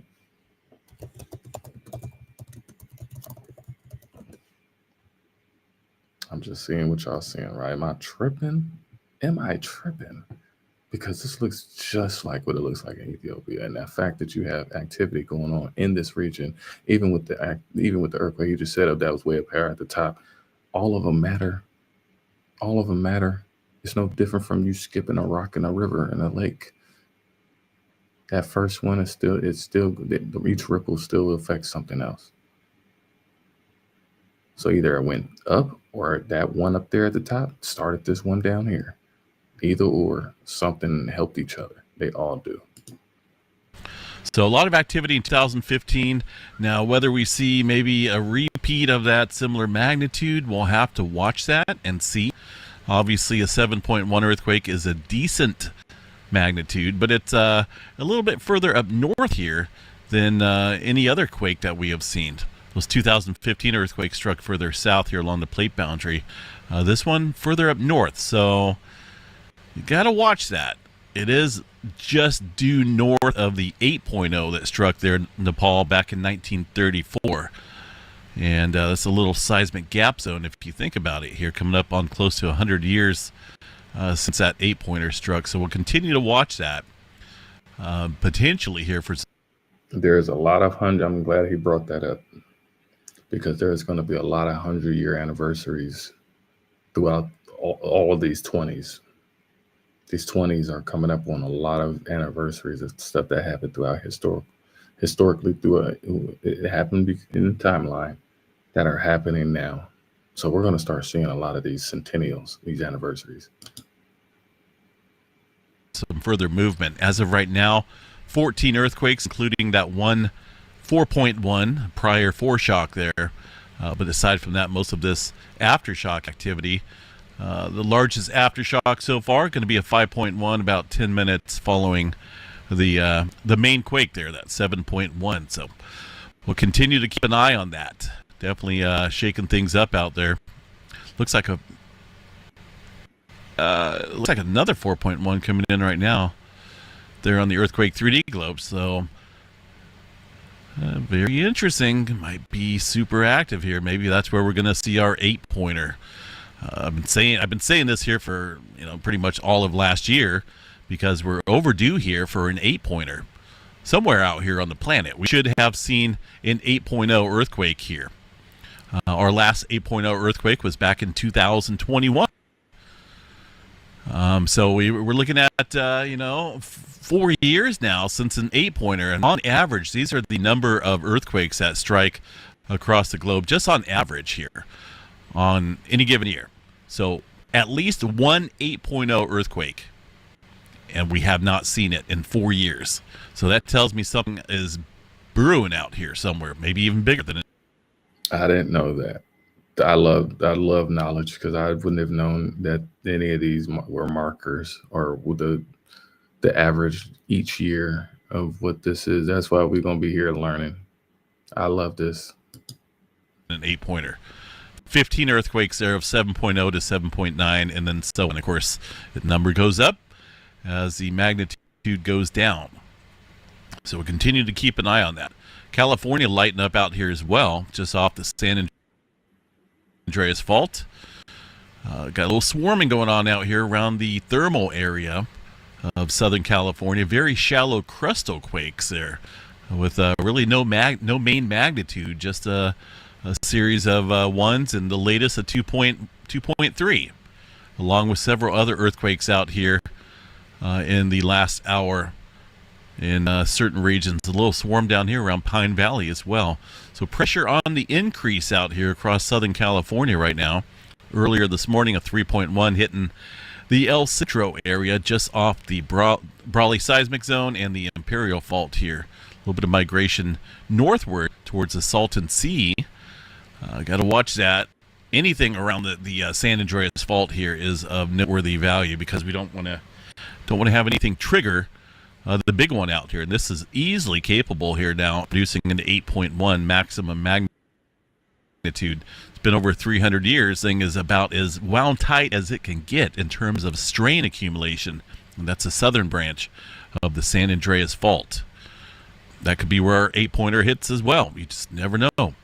Further up the line here along the creeping segment of the San Andreas Fault, a couple smaller earthquakes, including a 2.4. Further up north here, around the Bay Area, Delta region, that's off the Vaca Fault, it looks like. Concord Fault, Green Valley Fault, in between a couple different fault zones out there. One on the San Francisco area here of the San Andreas Fault. So things starting to light up out here a little bit across the West Coast. Northern California, a little quiet, not too much going on up north here. 3.1 from early this morning, about 1 o'clock in the morning there. Aside from that, things pretty quiet. I do want to double check the tremor map here tonight. We'll bring up the Cascadia tremor. Let's see what we have. Well, a little increase here after about a week or so, 7 to 8 days of no tremor. We got a little bit stirring up here. 26 epicenters being recorded today across the southern end of the Cascadia subduction zone. That's well underneath this land here, about 35, 45 kilometers deep. So when we get the tremor activity, obviously it's adding further strain back upstream. We'll watch maybe here for some further activity escalating out here across that area. One earthquake up here out around the Vancouver area. A little 2.2, nothing big. The rest of the area here, look at this little line. You can see this line stretching across Nevada, across the Garlock Fault Shear Zone, the Tehachapi Mountains range. This has been a little active here in the last 24 hours. Definitely a notable increase in earthquake activity here in a linear fashion. And last time we've seen that, we started to see things kick up there in Southern California. And it looks like that is what's taking place here tonight. Elevated movement there. I show you guys that because if you think about a hammer and a nail,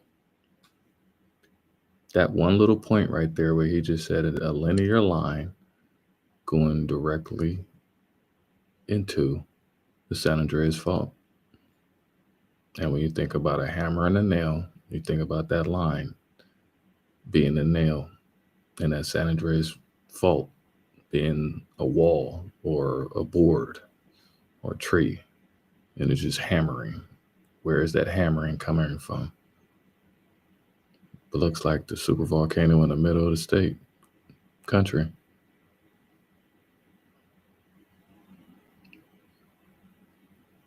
Even from the other direction, you got it going that way as well. But this is the main one he's specifically talking about that's pointing directly because it's hitting that way and it's like pushing. So even if that was the case, it's like it's cutting it off or pushing it to the ocean, to the Pacific Ocean in comparison to the Pacific Ocean pushing it inward. That'll be a different topic. But we've always had this case of where that energy was coming from the other way. The fact that that activity is starting to pick up now. Now you can be able to see it because when you don't get that much evidence, it really is hard to really kind of put all the puzzle pieces together. But now it's like, oh wow, now I'm able to see with more evidence now, with more frequency of things. Oh, this is what it looks like, That's why they were making these movies of why the LA will fall into the ocean type of thing. Oh, okay. So this is why this would explain these type of things. Interesting. In the southern portion of the state, some minimal activity across the Yellowstone area. I bet you, I always like to look and see what these large earthquakes do to seismograph stations. They're thousands of miles away. Let's see if we can spot that 7-pointer. I'm really surprised it didn't show up stronger than that. I believe... Wow, that's a little weak to say that a 7-pointer caused that. I'm probably right about here. There's some S waves coming in following that earthquake around that time frame. But I'm guessing because it was a very shallow earthquake here that it didn't send off significant amount of S waves. Because normally the 7-pointer, say for example, Japan or somewhere else along the plate boundary, western areas of the Pacific plate, it would show up quite nicely here across Yellowstone, and it really barely showed up here. So I'm a little surprised with that. And again, it could have something to do with the depth of that earthquake there that struck. Now, I bring this up because it reminds me of a drum set. And a drum set, I'm making an example with the drum set and the planetary alignments going on right now. That same planetary alignment, and you're seeing all this frequent activity going on right now. You got a fair amount of planets that's been circulating amongst us right now, and it's causing a lot of this activity going on. You beat the tom drums, boom, boom, boom, boom, boom. Who's to say that more planetary alignments coming won't bring more of that boom, boom, boom, boom, boom, that boom sound that we haven't had, like you said. Oh, it's been 300 years and it's been a bunch of tension and things like that. Oh yeah, all of these different planetary activities that happen throughout history. The fact that we're starting to see so much activity now with just even the ones that are in the mist right now. Who's to say that when we got the other ones that are starting to kick up? And then he's only saying that it's only scratching the surface. Who's to say that? It's almost like drilling. Like the sound waves, like he's showing you S waves and stuff like that. These frequencies, and what if they needed more heavy duty drilling to be able to drill through the core to get more at a deeper sense of getting to the core, to be able to cause these different actions. Maybe it was skin surface because we didn't have these planetary alignments, and it just took time. Just like I brought up with the good brother King yesterday. How much time? How long? Well, we just had to pay attention to the stars. Really, I'm more at peace because I'm paying attention to these things now. Because this is like before we were denying and we were pushing away the things that was actually there to guide us. The stars and the elements, Mother Wisdom, our angels, everything was around us. Everything was right there with us this whole time. And as many times as we must, I feel like I've rejected. I could be honest about that these things just weren't on my radar because we so wound up in our own selfish, temptations, salivating over, trying to accomplish a dream or a goal. They're not seeing that. We're nothing but a one grain of sand and a very large beach. Other grains of sand. That's how minute we are, but still yet how significant we are. Because your one grain matters. No matter how much you may think that you are insignificant on the whole beach of sand, your one grain of who you are is important, and it does matter. So love yourself. So. This station, ooh, man, did it pick it up. You guys know this one? This is the, I'll bring it up here and I'll show you guys. Go back here to my map. This is the Ethiopia station down here. So that sits a little bit closer here, down here. Been watching a pretty decent earthquake swarm there across that Rift Valley. One earthquake being reported. See what I'm saying? Like, that looks no different than what it looks like up there, what I just showed you right now. Like, that whole region from right here down here at the bottom. Let me move that. From right here all the way through that whole region. That's a whole fault line right there, too. But it goes right up into Djibouti. That whole horn looks no different than what is going on out in that region right now. So that's what I wanted to showcase.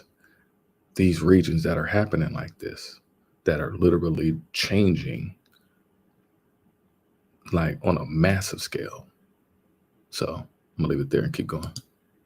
Reported today a 4.5 after, seeing a couple weeks here of elevated seismic activity.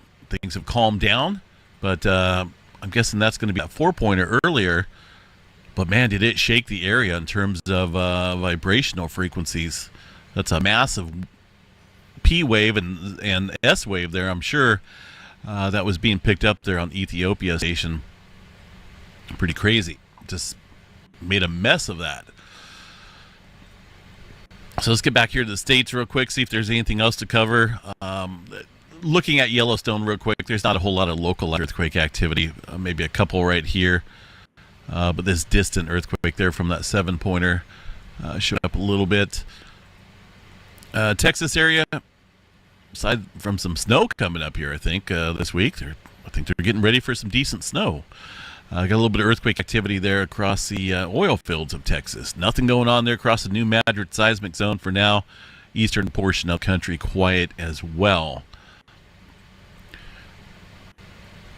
And I think we've had a couple earthquakes here around Japan, or at least one of them following that 7-pointer today over there in the Himalaya area.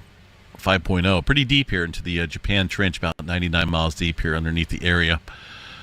So things starting to stir up, migrate, and when these big earthquakes happen here, it can really shake things up out here. It could add further strain north, kind of like we're seeing here, further up into the China area. There was one up here early this morning, and then another earthquake following that 7-pointer this afternoon. So a little bit of back and forth here, and it's. I mean, that just to me looks like this looks like Ethiopia don't look like shit when it comes to this region. To me, this region just looks like it's a even bigger breakage than what we're perceiving it to be. Like, just for it looking marshy like that in comparison, and just the indentation of the land and it being along that whole long fault line like that, that is smiling like that, that's just smelling completely different to me. That's that Lucknow. I don't know any of these other towns that are over here, but that's right next to New Delhi. I didn't know that. I don't know what all these other locations, but that's New Delhi right there. Bhutan, Dhaka. Yeah, these are all major cities where there's a lot of people. Bangladesh. It's just due north of where that 8-pointer struck there back in the 1936, I think. So that's why I'm saying there could be a potential there for some, maybe even some larger activity than what we've seen. Quick glance here at the earthquake 3D globe. South, got Typical movement here across the Indonesia Islands area. Really nothing major going on. Some fours out there. A couple earthquakes here back along the plate boundary in the Tonga Trench, New Zealand. Somewhat quiet. Had a bunch of threes out here a couple days ago around that volcano just off the North Island region.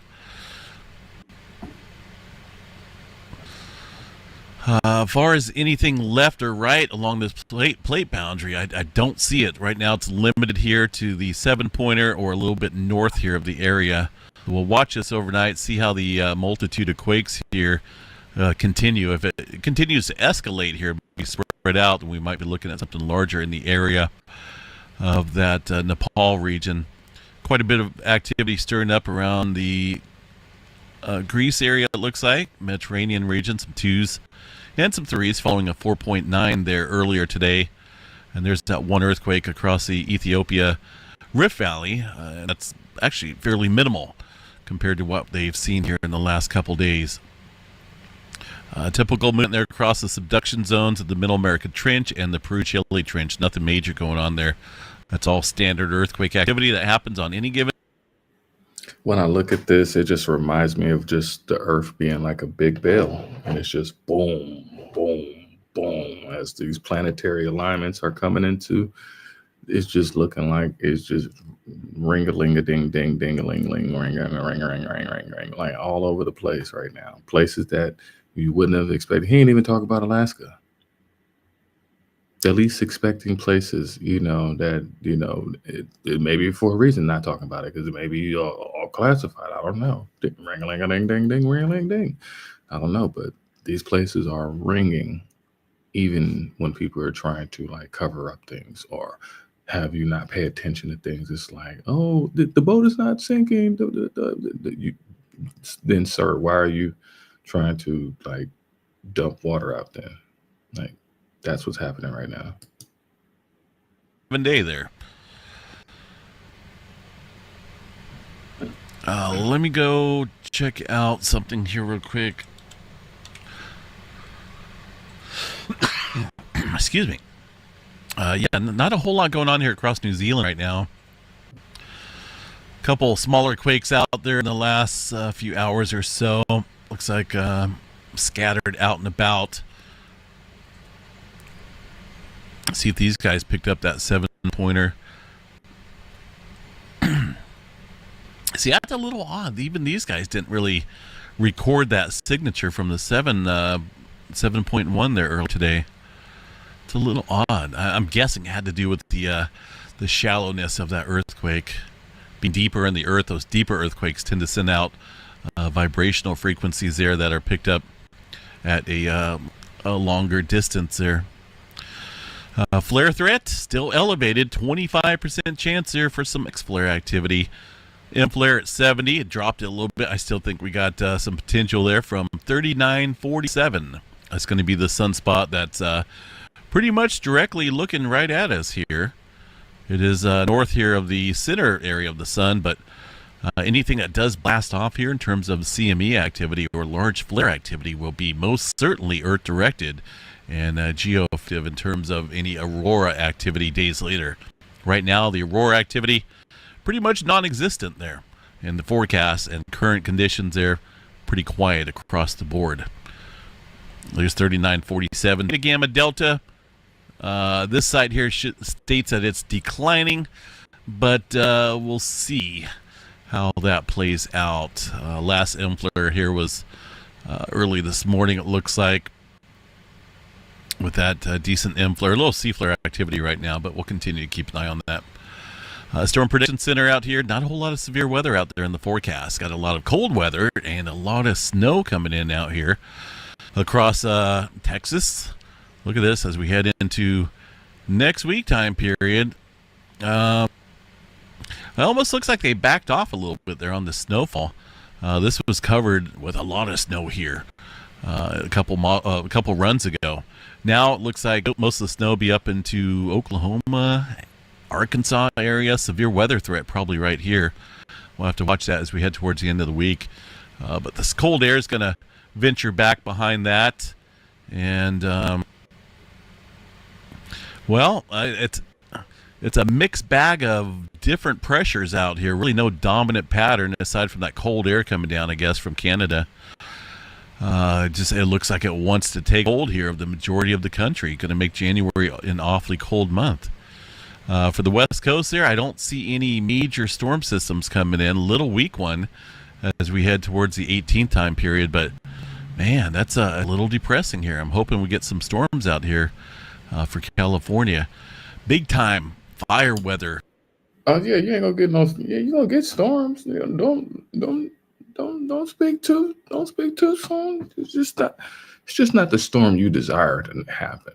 You gonna get a storm. It ain't gonna be no wet storm. That's what you didn't specify. You that's just factually incorrect, sir. It's gonna get a storm. Yeah, you just didn't say it the right way. What kind of storm? You said you wanted a wet storm. Well, you got shown that it was going to be a very small wet storm. Now, is there going to be a storm? Yes. What kind of storm? Oh, it's not going to be a wet storm. It's going to be a very hot storm. It's going to be a firestorm. If you've never lived in California and you know nothing about the Santa Ana winds, I'm going to tell you now that those Santa Ana winds are just like the hurricane winds in Florida. Milton, Helene, Sandy, Katrina, you name it. Those winds, and when they blow on you, it's not blowing from one direction. It's like everybody individually is getting like a splash gust of wind shower dropped on top of your head. Dropped in the front of you, dropped in the back of you, just getting super soaked with the most craziest wind combinations. It blows your homework and your papers all over the place. It'll make you want to quit smoking because it's going to blow out your lighter.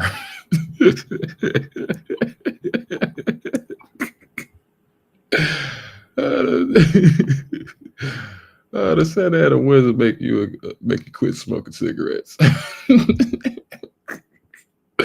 I think that's why people started walking around with them the big ass little flamers because they like, man, them little big lighters is not cutting it. Your lighter's getting blown out it don't matter what, like you just cover it. You covering the whole space in front of it, trying to light it. Oh, you getting mad about it. This damn thing ain't lighting it. You shaking it. It's a brand new lighter. You just bought it. You don't need to shake it. Like yeah. You running into that situation where you just got your car washed, and you leave, and you realize that I just got my car washed. The moment that you even drive it all the way home. Because for one, you are going to sit in traffic. But yeah, I just want to bring that up. But oh yeah, you're going to get a storm. Ain't going to be the storm that you want. All it takes is one ember in that whole area. I know. I was born and raised. Southern California, you're in for a treat right now. All of this whole area right there. Some reason, America, good old America is getting that half and half chow mein and fried rice right now. One side is getting chow mein, the other side getting fried rice right now. Like, the whole East Coast is you're getting wet and slippery and moist. West Coast is just hot and fire desires. It's really real in the field. And then it's like double. You're getting fire and wind, and then you're getting like water and ice cold on the other side. Like just slipping. The amount of people that have slipped and have ended up in the emergency rooms or the hospital period throughout all of these regions. I ain't even brought that information up yet. I got so much, y'all. I'm telling y'all. We're gonna have to make this late night too, because this is gonna be one hell of a year. already. I'm 1 week in right now, y'all. Thank y'all for everybody who has been tapped in and tuning in with me on everywhere. I love y'all from the bottom of my heart. Even the ones that do be hating. I had a couple people saying stupid stuff up here. Oh, you're a copycat. A copy of who? This is original, baby. This ain't fabricated nowhere. Mm-mm. This is the real leather, baby. This ain't no pleather. Your mama wears pleather. Anyways. Potential in Southern California coming up. Tomorrow is going to be the peak of it. Tomorrow night into early Wednesday, we got a huge weather wind event taking place out here. I want to show you guys some of these expected wind readings here, wind gusts. So why that look like a baby upside down or something like that? Look like an upside down baby. Put this here early morning. Here's the day tomorrow. Things start to peak up there, it looks like, in the afternoon. Outside of Los Angeles up here, we're talking about gusts up 60, 70 miles an hour. Some areas may see stronger winds in the area. And Tuesday night looks about the same. Pretty windy conditions there, above 70 miles an hour for some areas. I mean, the wind is driving faster than your damn car, y'all. Into the mountain ranges there above Los Angeles. Wednesday, looks like Wednesday is going to be a pretty windy one as well. So this is going to be a number of days here of severe wind potential. And, well, Southern California really hasn't seen a drop of rain out here. So we're talking about some huge, major fire hazard issues out here with the dry fuel and the high winds. That's going to make some hazardous conditions out here. So hopefully everyone adheres to no fire, no burning. I wouldn't even fire up a barbecue in this type of wind and those type of dry conditions out there. Here's the Tuesday forecast. We have the extreme, the highest category you can get here on the fire hazard category, fire danger. And that's for Tuesday. Wednesday, a little bit less, but still, that's, I wouldn't be burning anything. It's been so dry down there. If you look at the moisture anomaly map here, we're talking about way dry. More so than what they've seen in probably quite a while. Northern California, we're still pretty wet up here.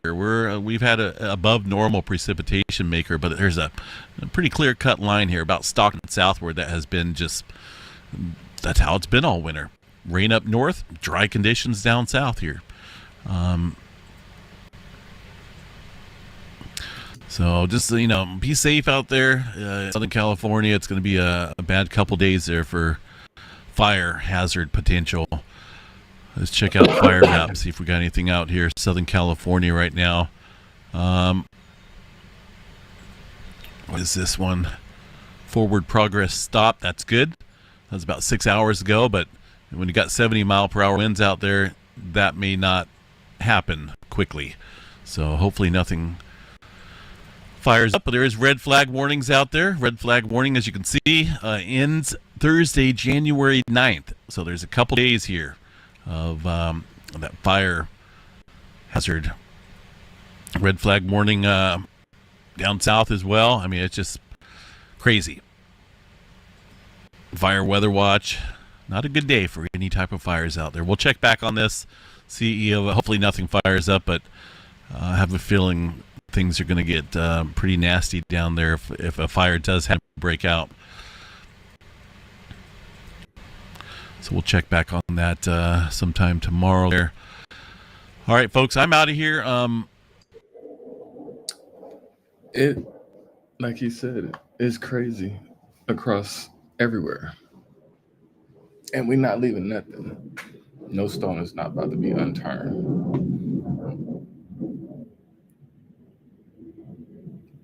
They got the jets flying around. Got all the space jets. Oh, we got the space jets going around everywhere. Oh, we got to get to Mars. We got to get to Mars. We don't care nothing about America no more or nobody down here. We got to get to Mars. That's what we got to do. So, but yeah, all of these places are starting to be abandoned or not talked about anymore because they don't want to draw any more attention to them because That's how bad things are right now. And as much as how bad things are right now, they still just want you to go out and spend your money and act like nothing is happening. Want you to gear up for all the festivals, all the Coachellas, all the shoppings, all the New Year's, especially this year. Oh, this is the new year. This is the year of the snake. Oh, everybody is thinking, oh, grand abundance is coming to them. You're going to see a lot of people's businesses close down because there's nobody that's going to be buying anything at any of these stores. Nothing. They really rely on our dollar, for one, to support any of these businesses. And when you don't have anybody bringing money to your business, you find out the very, very harsh way. Oh, wow, we have no money coming in. Well, we have no customers. Oh, we have not done anything to pivot and rebrand ourselves. We kind of gotten old and stale. And getting old and stale, then you find yourself at the end of that lease agreement, and at the end of that foreclosure, you find yourself shut down and having to, wholesale everything. You know how many businesses I've gone across that just had to wholesale everything that was in the business? They've had to sell everything in the business. Everybody in the neighborhood coming and just taking up all of the stuff and just going about their merry business. But all it takes is one person to sit here and mess up all of these different shows, Kitchen Nightmares and Bar Rescues and stuff like that. Yes, this is your American workers, where you go and you spend your dollars and these bars and tips and all these things, stuff like that. Come to find out that the food has been horrible the whole damn time. People ain't been wanting to work, standing around drinking coffee. I've been showing you videos of everybody drinking damn coffee, but don't nobody want to work. I showed you cops drinking coffee right outside of the guy who ran over everybody out there. I just showed you three, 4 videos of dudes getting up out of their chair to go get a coffee, and a tree falls on it. A tree falls on their throne. A tree falls on their throne. Wow. Great glory. Great glory. And while all of this is going on, they want everybody to just get right on back to, hey, nothing happened. Nothing is happening. Nothing is going on. We just going to keep on going in. And finally, China is gearing up for its Spring Festival, which will take place from January 28th to February 4th, as preparations are in full swing. This year's festivities will introduce the first intangible cultural heritage version, Spring Festival, highlighting traditional practices and customs. Take a look at these images.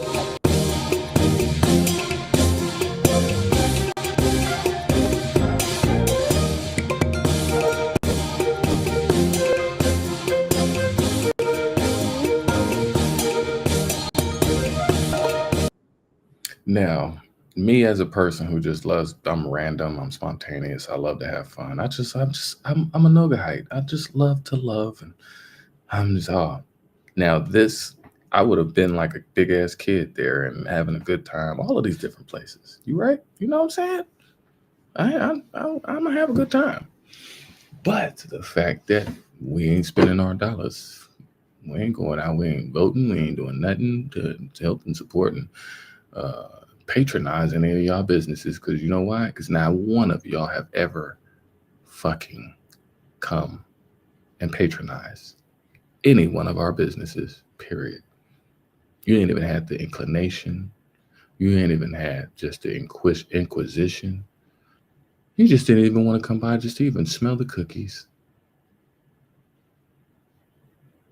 Problem is that all these traditionalisms within your own nationalities are starting to get a lot stale or boring to even your own people, because they're realizing like, oh, I don't feel like celebrating right now. My reality is jacked up right now. Like, I really need to,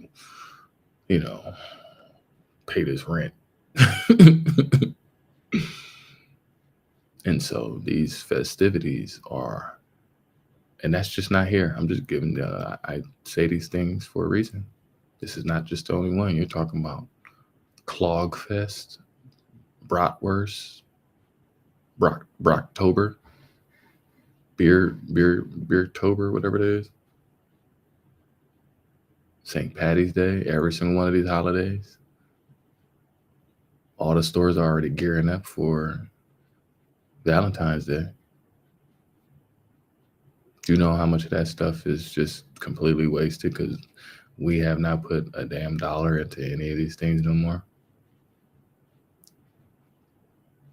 Our tourism dollar was not accepted in any of these places because when we get there, we get treated like shit just as much as we get treated like it in America. So people are realizing that, oh, they're not, why ain't these people here no more?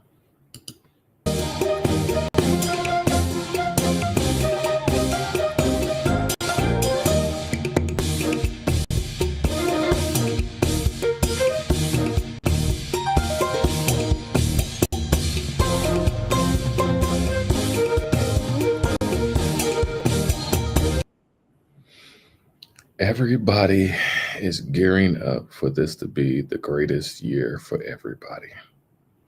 Everybody. Indians think this is going to be the greatest year for them for the H-1B visas, and they're going to be able to make it and be successful and take care of their families and create generational wealth. Yeah, they believe that. They really believe that. Just like the people who got duped even white folks got duped into sitting here getting in lines and voting for this dude. It didn't matter what side of the chicken bird that you was on. That bird is still going to get cooked. That bird is about to get cooked. And even over there, these folks think that this is the year of the snake. Snake brings good luck. Not venom, not no snake bite, not no squeeze, not no suffocation, not no getting coiled up,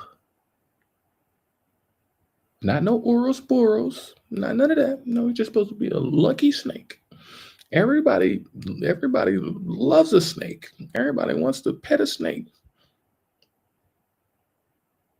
As much as all these folks love a snake, how many will actually pet one and touch one? And, oh, this is such a beautiful snake. No, that snake is about to bite every single one of these folks around the whole world right now. And that's what it's literally doing. That's why I'm showing all of this, because the Earth's bell is ringing right now. Ezekiel 33, the horn is being blown right now across the whole galaxy right now between these planetary alignments. And planet Earth is smack dab in the middle, dancing with the moon. That's what's being shown right now. That all of these vibratory energies that are swinging and crash landing down to Earth, and it's for one, knocking out all of that space debris back down to Earth right now too. They like, clean up y'all shit. That's what it's saying right now. Clean up the Earth. So yeah, that's what it's looking like for these folks. Are you going to sit here and clean up? Or are you just going to keep on just like she just said right now? We're gearing up for the new year. We're just going to keep on going as if nothing has happened. Like none of these. No. Even in the midst of things happening, people are not even addressing it. So imagine how many things just never get addressed because you're so quick to just move on to the next. Oh, it's yellow. Oh, I don't want to. Yeah. To where you become addicted to that. And it becomes a pacification for you being able to not deal with and address things in their greatest capacity when they actually do happen. If it needs addressing. Something, if it ain't nothing big and serious, you ain't got to worry about it. But if it needs to be, yes.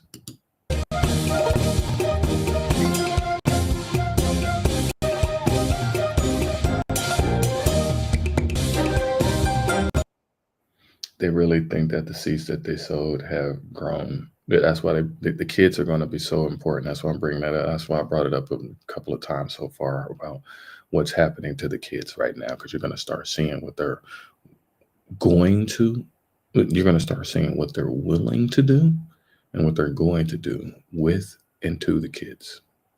Watch.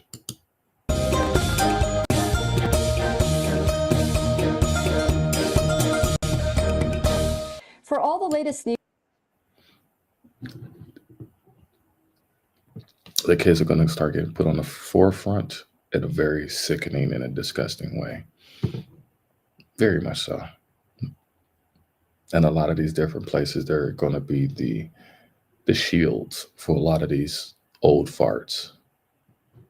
That's what it's going to become. Oh, we're just going to get back to business, and we're not going to think about any of the things that didn't happen. We're just going to avoid them. No, you're not going to avoid any of these things. That's why you're seeing political leaders step down. That's why you're seeing people resign. That's why you're seeing people walking away from their positions, letting others because of the hostility of the people now. The hostility of their people letting them know, we stop even talking. We don't care. We don't give a damn no more. We don't give a damn if you listening to us or not. Because right now at this point, y'all ain't been trying to listen to this whole time. You're going to listen to the Most High. You're going to get this real judgment now. You're going to stand in this line like everybody else and get these cold potatoes of judgment. That's what it's going to show you. And being able to show you everything that is happening around the world. And to be able to show you how the planetary body is pulling up into our front yard right now. And showing us what is to come. That's why I'm showing all of this. That's why you need to see this. That's why you need to put together the dots, whether you believe them or not. Whether you believe it or not, all of that stuff is affecting everybody down here. I believe everything I do and say wholeheartedly. I ain't saying I'm always right, no. But I know that I ain't gonna sit here and not pay attention to what's going on right now. Because just as much as going on up there, it's going on down here.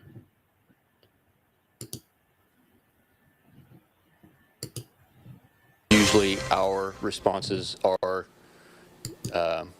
somebody's first day. And that was the case in Coles County over the weekend. A 72-year-old woman was killed when her home caught fire. Good evening. I'm Brendan Morano. Karina's off tonight. The Coles County coroner confirmed the identity of the woman as 72.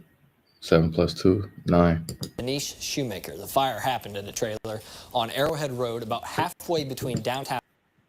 What was her name? Shoemaker? Your enemies will be your footstool? Ashmore and Charleston Saturday afternoon. WCI 3's Jack Crum joins us live from our newsroom. Jack, you talked to first responders today. What did they say? Brandon, officials say a married couple was trapped inside the burning mobile home. As crews arrived, only one of them got out in time. Ashmore's fire captain says there were some main factors that led to this tragedy.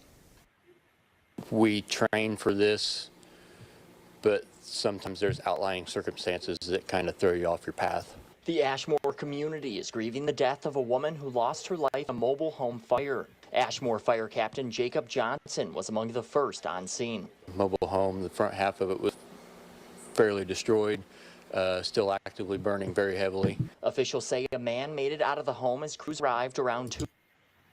Her problem, her passing is now becoming his PTSD. It's becoming his alcohol addiction and consumption now. They're all passing their trauma bucks amongst each other now. 2:10 p.m. on Saturday. However, his wife, 72-year-old Denise Shoemaker, did not. Officials say despite multiple attempts, she died before responders could save her.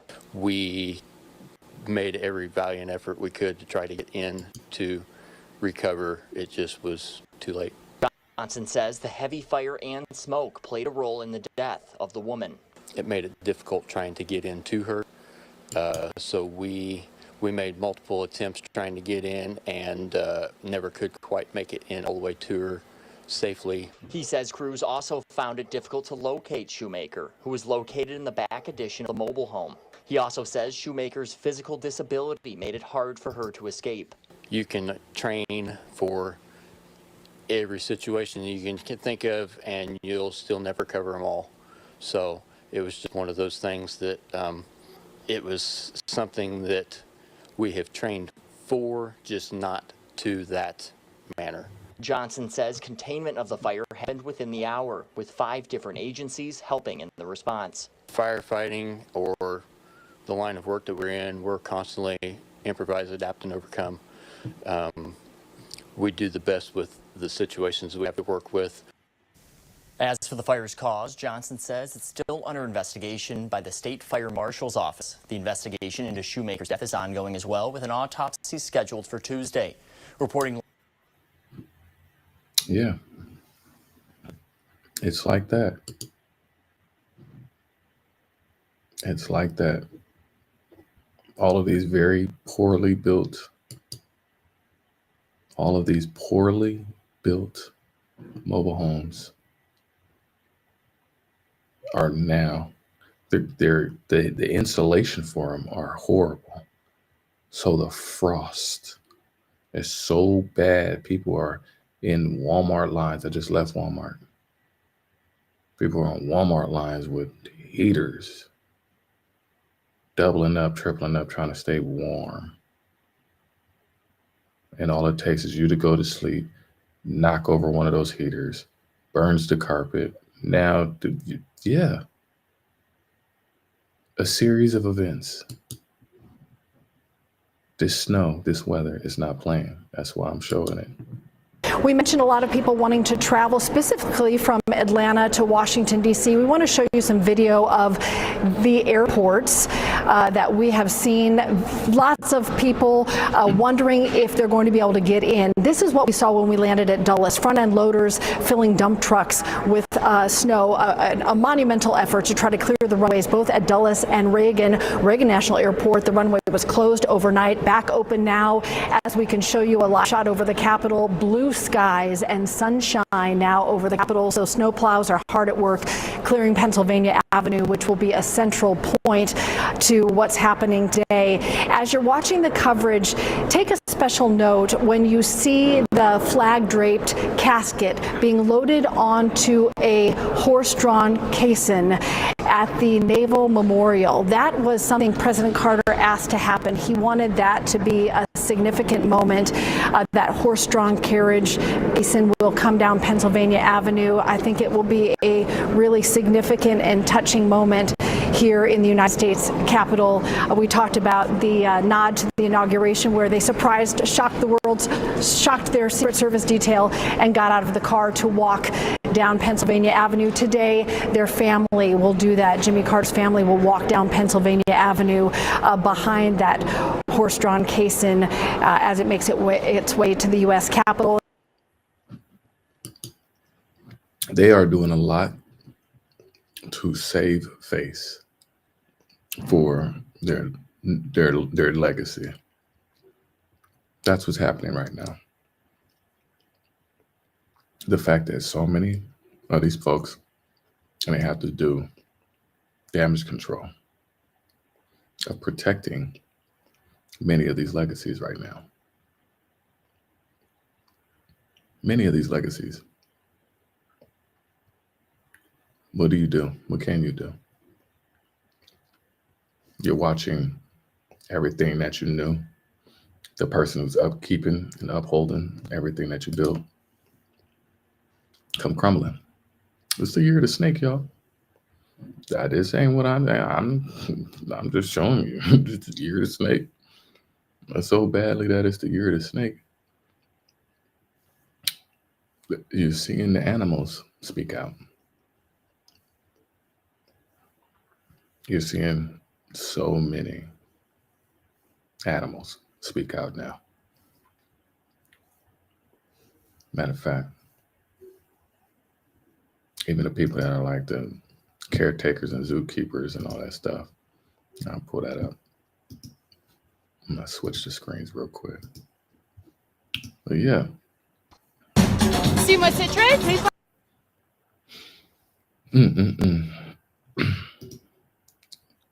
So this zookeeper tried to impress his wife with the video, loses his life after entering lion cage. You know, trying to go find your wife and do all this stupid stuff. Yeah, you got ate up.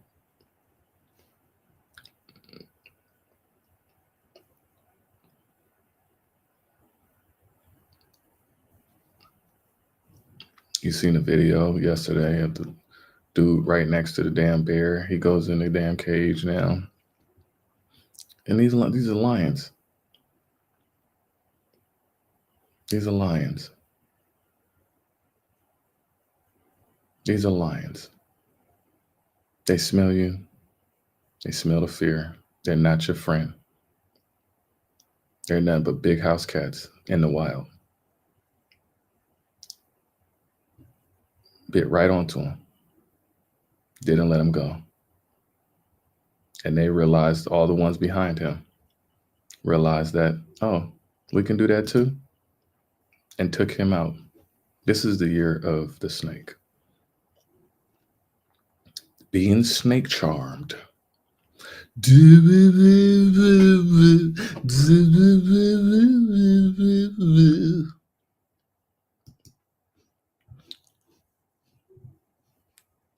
snake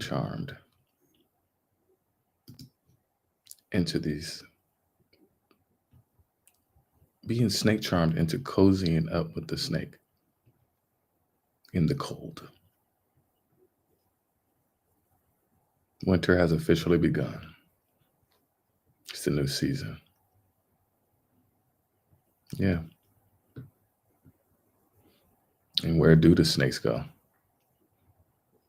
Where do the snakes go? It's the year of the snake. Where did the snakes go? I'll show you this one. I'm sitting here reading this article. Many animals hibernate in the winter. Snakes have another way to survive the cold. Brumation. Brumation is a type of dormancy. It is primary distinction from hibernation is the brumation. Snake will come out of the winter if the soil temperature reaches around 50 to 55 degrees Fahrenheit, while a hibernating animal will stay inactive all season. Snakes' metabolism slow down in the cold weather, and they're at the mercy of the temperature around them as far as activity goes. A snake may venture out for some water around 50 to 55 degrees, but peak snake activity requires warmer temperatures around 60 to 70 degrees. When a snake is brumating, it will often burrow underground or hide in rocks or crevices to keep safe from not only the cold, but also predators. Most snakes are pretty solitary. Snakes will frequently return to the same burrowing spots once they've found a good place to hide out. One relatively common way someone might be bitten by a snake is by reaching into a woodpile outside their home without realizing a snake is hiding. They can also sometimes be found in brush or leaf piles and even a home's foundation. To mitigate this risk, gloves and long sleeve shirts are needed. In warm weather, snakes are less likely to hide and more likely to be found sunbathing on rocks to gather heat and energy. Well, that is very interesting. That is very interesting that we are coming across what is to be the year of the snake. And I show all of these for a reason. I show all these things for a reason, that while they're hibernating, the predators aren't coming out. Why they think that they can't hide under no rock. Can't hide under no rock. Can't hide under the soil. Can't hide underground. Can't do any of these things. You're not being able to get away from the year of the snake. Literally, this is the year of the snake. It is not playing around. So, and from that, I'm saying that because there's no hiding. I bring this up because a man finds highly venomous snake hiding in his car during a shopping trip. Yeah. A professional snake catcher removed an eastern brown snake. Eastern brown snake. Walking to his vehicle. The snake species is highly venomous. Slithered under the hood of the car. Because the vehicle's owner saw the snake slip under it, man didn't want to start the car and risk hurting and aggravating the snake. Yeah. Ended up right there in your hood. And I've seen this happen. On working on the road, somebody had a snake. I didn't have one. But I've seen it. And slither right on there. They go inside of the ventilation system. But that's where it's slithering in and weaving in and out of the lives of a lot of these folks right now. The animals are speaking. The frequency of the animals coming out. The size of them. You're not just getting no small animal. You're getting live and healthy and flourishing animals all over the place. That's an alligator, and that's the python that it has in its mouth that it killed. And they both about the same damn length. You know it's something serious when it's something we haven't seen before. You know it's something serious when it's something you haven't seen before. And that's what they're seeing now. It's things that they've never seen before. And so now that these things, you can't write them off as unbelievable because now it's believable now. You can't help but believe it now. Like, how do you not believe it if it's right in front of you? Like, you can't be that delusional. I have seen many alligators eating pythons out here. I have never, ever, ever seen a python that large. So just as much as that alligator being that big, these pythons are ending up in people's toilets, coming through coming through all of the plumbing. There's been many people that have been getting bit on the ass crack, right on the taint of a snake coming right out of it. That wasn't no deuce. That was a slithering deuce. I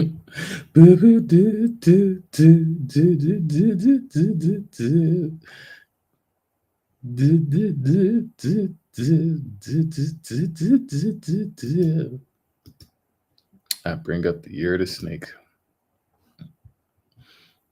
The year of the snake is a big one, y'all. It's a big one.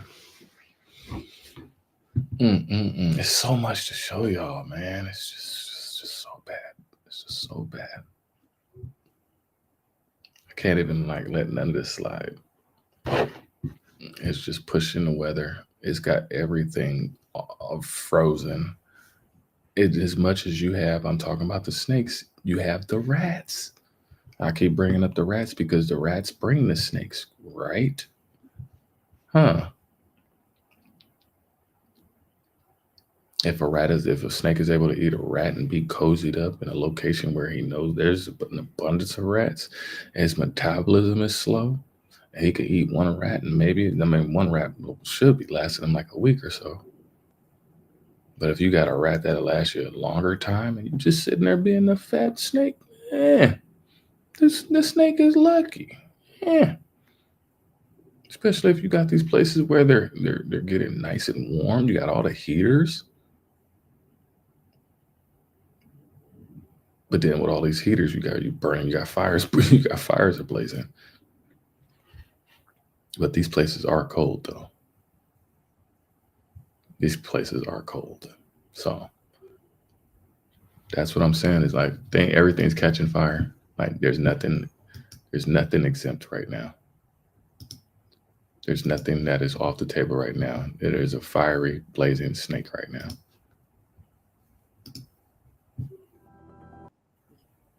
Everything is on fire. And we can't sit here and act like it's not. That's why it needs to be talked about. It needs to be talked about. You got machines breaking apart and Speaking of Teslas, it is not the way someone pictured to start off the new year. Someone's car ended up, well, like this we're about to show you, after the car burst into flames earlier today right here in the Central Valley. Fox 26 News reporter Myra Franco shares what happened and what we know so far. This is what's left of a Tesla after it exploded Wednesday afternoon around 4:30. It happened in the area of Avenue 18.5, just west of Highway 99 in Madera County. CHP officers say two men were inside when they noticed smoke coming out of the front of their Tesla 3. The CHP says they pulled over but could not open the doors. They were trapped inside. We're told one of them broke a window and both were able to get out without any injuries. Officers say by the time emergency crews showed up, the car was covered in flames. The street was closed for about an hour. Reporting in Madera County, Myra Franco, Fox. I've been talking about the news as far as the weather going on and everything because the weather is a major impact. I ain't even gotten to the things that are really impacting people on a crazy scale. They got people going cuckoo for Cocoa Puffs. I just wanted to speak on the weather right now because tonight, it might be a whole different story. I got some stuff. But I ain't gonna keep you guys too long today on this time. I'm gonna come back at a different time because these other ones, I think I need to just keep them separate than what I'm talking about for now with the news. Because I think tonight I'm gonna just bring that nice hot black coffee tonight. Everybody, all these people needing coffee. All right, I'm gonna bring that coffee. I'm gonna bring that black coffee. We're gonna drink some coffee tonight. We're gonna drink some of that hot coffee tonight. Cause you need some hot cocoa. The hot cocoa conversation. We're gonna get that going. Cause I ain't even gotten to at least half of what I'll even try to talk about today. Cause this is some serious stuff. And all of these other things that I'm trying to talk about is definitely gonna be heavy. So we'll be tuned in. I'll set it up for the night. And we'll go from there. But I just want to make sure that I covered everything right now. Because there's so much that happened during the day and I didn't even get to it. I just want to make sure that airport delays. Yeah, airport delays deal with car rentals. Dealing with car rental disruptor, Turo after objections. Yeah.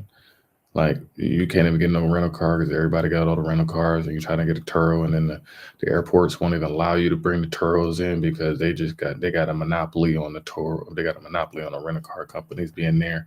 So yeah, you got a lot of these outside Uber companies. You have a lot of war. Let me bring this up because yes, y'all. I have to bring this up because there are a lot of wars going on within every one of these companies, every one of these industries. That's what we have going on right now. You have a lot of posturing up with companies and industries right now around the whole world right now.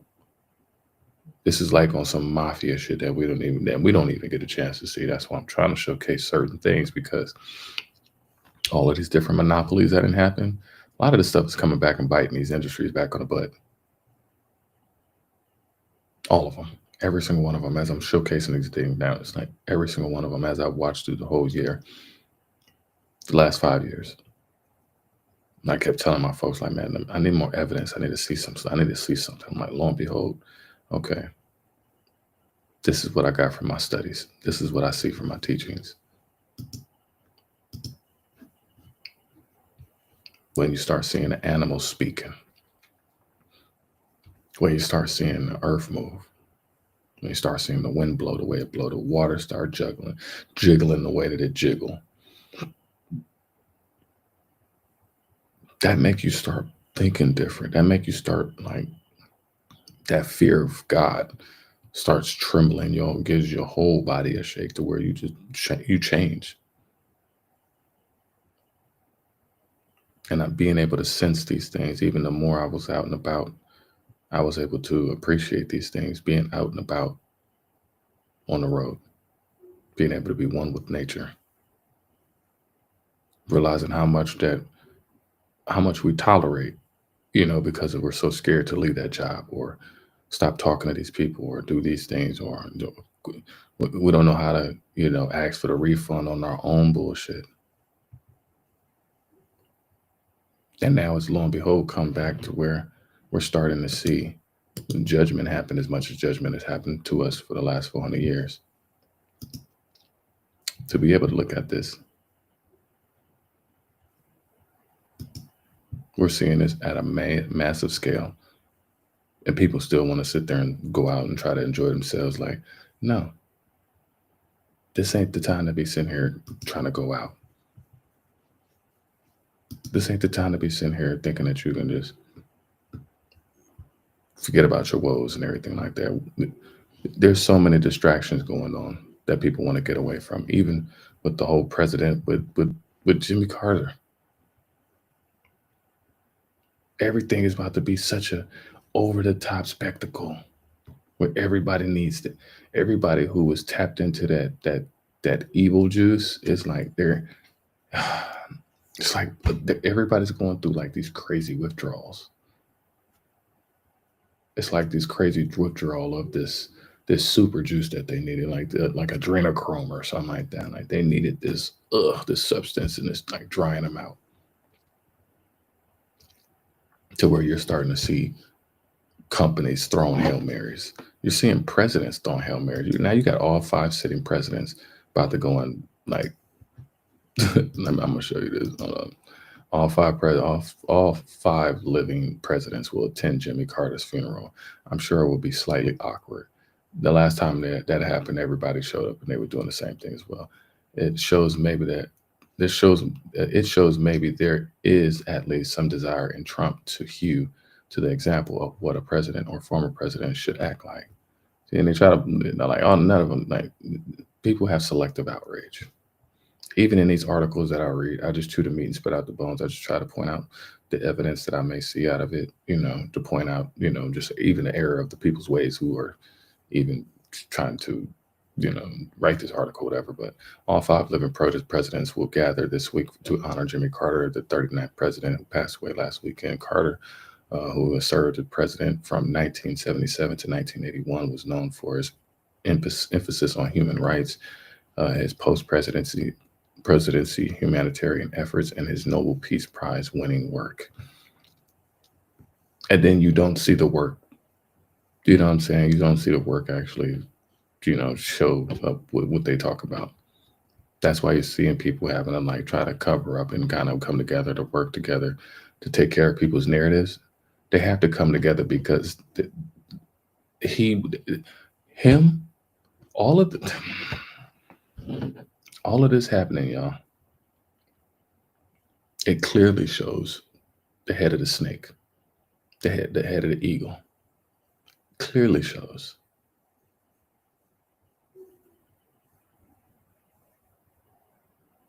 This clearly shows to me that all 5 presidents, everybody's coming to honor what? Oh, you're honoring the OG. OG of what? Oh, the 3-headed eagle.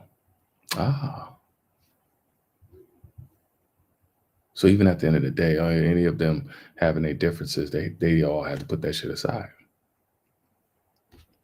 On Sunday, he passed away. The funeral event spanning 6 days began Saturday in his hometown of Plains, Georgia. And you think that man's history don't go back to no plantation?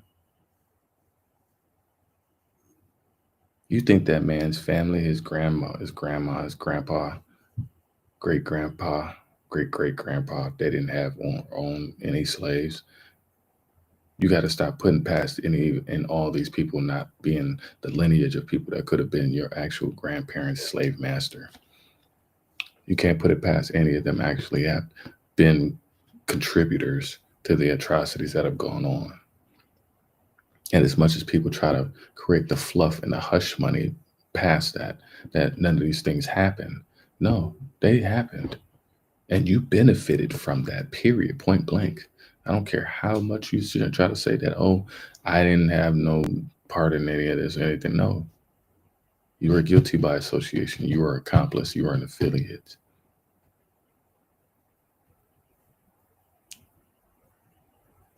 Your existence came from the benefaction of slavery and white supremacy in this country. So as much as you may want to sit here and try to defend or try to deny or try to pull yourself away from that, that is just a soul tie that you are always going to be permanently strapped to. That's just history. That's just culture. That's just facts. The sooner you are able to accept this, the sooner that, I don't know, I'm not the judge, jury, and executioner in that part. I'm just telling you, the sooner that you get to it, you find out for yourself after that point. But just going about life and still just acting like nothing ever existed, but at the same time, you're losing everything that you got going on. You're losing everything because of these reasons, for a reason. Something has happened, and then something is happening now for you to see. But the fact that you're not smart enough to be able to tie in or correlate any of these events or any of these situations that are going on to what was, to now what is, and to what will be, that's where it's being showcased in a way that is so confusing to you and yours, but is now very much so believable. Anyways, all five living presidents, Biden, Trump, Obama, George Bush, Bill Clinton, are all set to attend Carter's funeral. President Biden, a longtime admirer and ally of Carter, will deliver the eulogy. Longtime admirer, he might have been following in his footsteps, keeping this shit going on as it is right now. You don't know any of these people, man. All these people sitting here, oh, dog, USA, USA. You don't know any of these people, man. These people have been evil and they come from it. Period, point blank. Their presence highlights the rare moment of unity in the nation's often divisive political climate. While the gathering might be an extraordinary one that underscores the late presidency's enduring legacy, many feel that tensions may arise. It shows maybe there is at least some desire in Trump to hew to the example of what a president or former president should act like. See, and it's like it's backhandedness, and even in the midst of the damn conversation, it is what it is, whatever. I'm sure it would be slightly awkward, but it's maybe in a way more remarkable that he's there at all. It's like people can always count you out, always talk shit about you. It's like, so I understand, like, you got to just not take nothing personal. Even in this one little raggedy article that he may never even read it or know nothing about it. People can always you just can't sit there and live your life worried about everything everybody got to say. Everybody got an opinion. It don't matter. Despite a presidency overshadowed by challenges like inflation and the Iran hostage crisis, Carter's legacy flourished after leaving office, transforming him into a symbol of humility and public service. But it's like, public of what? Yeah, it's amazing that these words just get used. It's like me looking at some of these old ass plaques on my wall that just really have no significance now, and I have them up there just because they're a part of my heritage. They're just a part of the work that I've done. But what the hell did I do? You know what I'm saying? And it's like I'm sitting there honoring these wooden statues and idolizing these concrete, and plaques and statues and stuff like that. So it makes you think about your own livelihood, of how much you even self-aggrandize and self-glorify yourself, And so that's kind of narcissistic at the same time that you have people that will help assist in upholding your narcissism. And that's what's happening now. But this type of narcissism was in our political arena. And it's being upheld by some really dark people in a really dark time for them, So that's why you're seeing so much unity amongst people that are uncommon it's uncommon to see the unifications of these people. So yeah, it's interesting to see all of this stuff going on. Down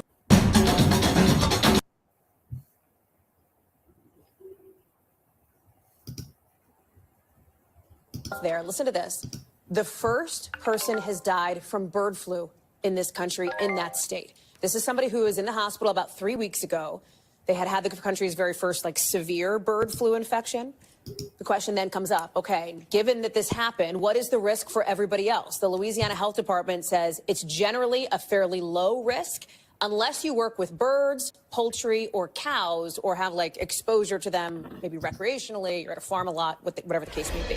Dr. Kavita Patel is joining us now. Okay, talk us through this, right? Because this feels like it was a threshold, if this happened, of an alarm bell sounding. The first person to die from bird flu in this country. Talk us through it. Yeah, Hallie, 65-year-old with underlying medical conditions, and their hospitalization was first reported over 3 weeks ago. And we know that this was from exposure from backyard animals and some wild animal exposure. So this wasn't a farm or poultry worker. And it signals a shift in the development of this virus in that it's getting more adaptable, but still, to emphasize, very low risk because we still have no cases of human-to-human transmission. That's kind of the next thing that scientists are watching for, but no evidence of that in this case. What about everybody else, right? The general public. If you don't have, let's say, backyard animals, if you're not working closely with poultry in your day-to-day life, fairly low risk, right? Are there things people should be doing to protect themselves? And what are the chances that this potentially, Dr. Patel, becomes a pandemic down the road? Do we know? Yeah, that's what we're all watching for, kind of whether or not the human-to-human transmission piece is what we're looking for to make it easier to give to others. We do not have any evidence of that case, although this case in Louisiana signals that the virus is, mutating in a way where it could be possible. So nothing about a pandemic today, but that's what we're watching for. And then just to your point, Hallie, the majority of us, myself, yourself included, we're probably never going to be in direct exposure. But I think these backyard animals, you might be visiting somebody, they might have animals that they say, don't worry, they're safe. It's still best to probably just stay away. I would also say to you that this is just another emphasis to say that pasteurizing your milk and cooking your meat products appropriately can kill any of these viruses. Just something to emphasize that pasteurization does work. And then making sure you get your regular flu shot doesn't work against the bird flu, but it'll keep you healthy overall so that anything else doesn't affect you. Really quickly, Dr. Patel, one of the things that we showed people they can do is to get their flu shot, their seasonal flu shot. Does the regular flu shot protect against bird flu? Not against bird flu. It does. None of you guys are protected with anything that you think that you got or whatever you think you're doing. It's just so annoying and irritating to hear you guys toss around in gymnastics all of these different possibilities that have never just boded to have any fruition. They have not worked. They have not worked. And they have not worked.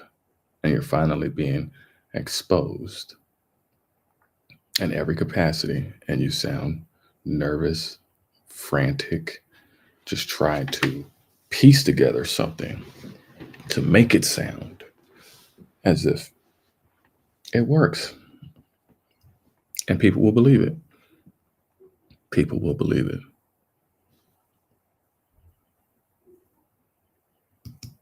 The amount of snot boogers I saw at the store. Yes, you see a lot of people coughing. You see a lot of people sneezing. Just boogers everywhere. And it's about the people that you've been around. Literally. Being around these folks, you literally damn near cursing yourself. But hey, you got alignments going on. You got portals being opened up. Did the Pope open up all the portals? I don't know. Did he? I don't know. We'll have to find out real quick. I don't know.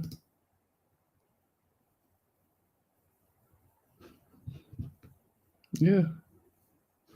We're gonna talk about the Pope later on. I'm gonna leave him alone for now.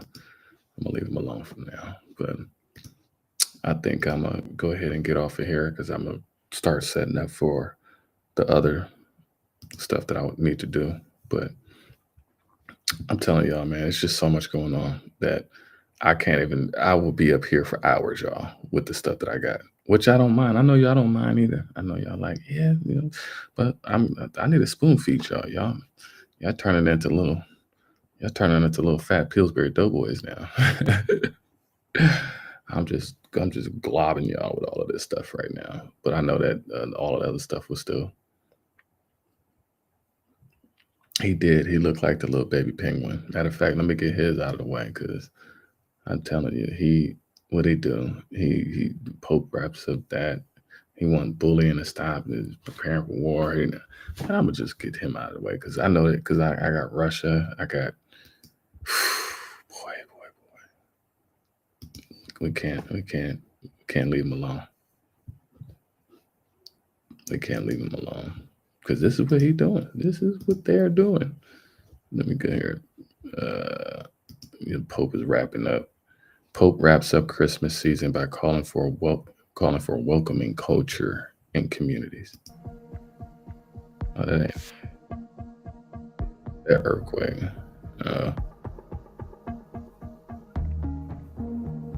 And this is the 6th big earthquake that happened in the region over the last 100 years. Wow. I don't know. North Korea on Tuesday has led a weapon test, hypersonic. Yeah, that's so. That ain't what it was supposed to be showing, anyways. But it's good to see. Wrapping up a busy Christmas season on Monday by calling for the faithful to promote a culture of welcome and integration in their communities and reject discrimination. That's all y'all been about. Y'all don't bring nobody else in there. So what you keep talking about bringing more people in? Like none of these groupings have ever just been welcoming. Period. Nobody. It don't matter who it is. And even if somebody walked in there who was from a different denomination, anything like that, they would be looked at weirdly, awkwardly. No different from a monk if he walked into a all black Baptist church. So everybody got their, arms and swords up. Hey, looking like Kirby. Kirby Adventures. Yep. Francis presided over Mass in St. Peter's Basilica to mark Epiphany. And that's interesting, that Epiphany too right now. Oh, you guys got an Epiphany now? Y'all got an aha moment? Oh. According to the Bible, the feast marks the day that 3 wise men guided by a star came to visit the newborn Jesus.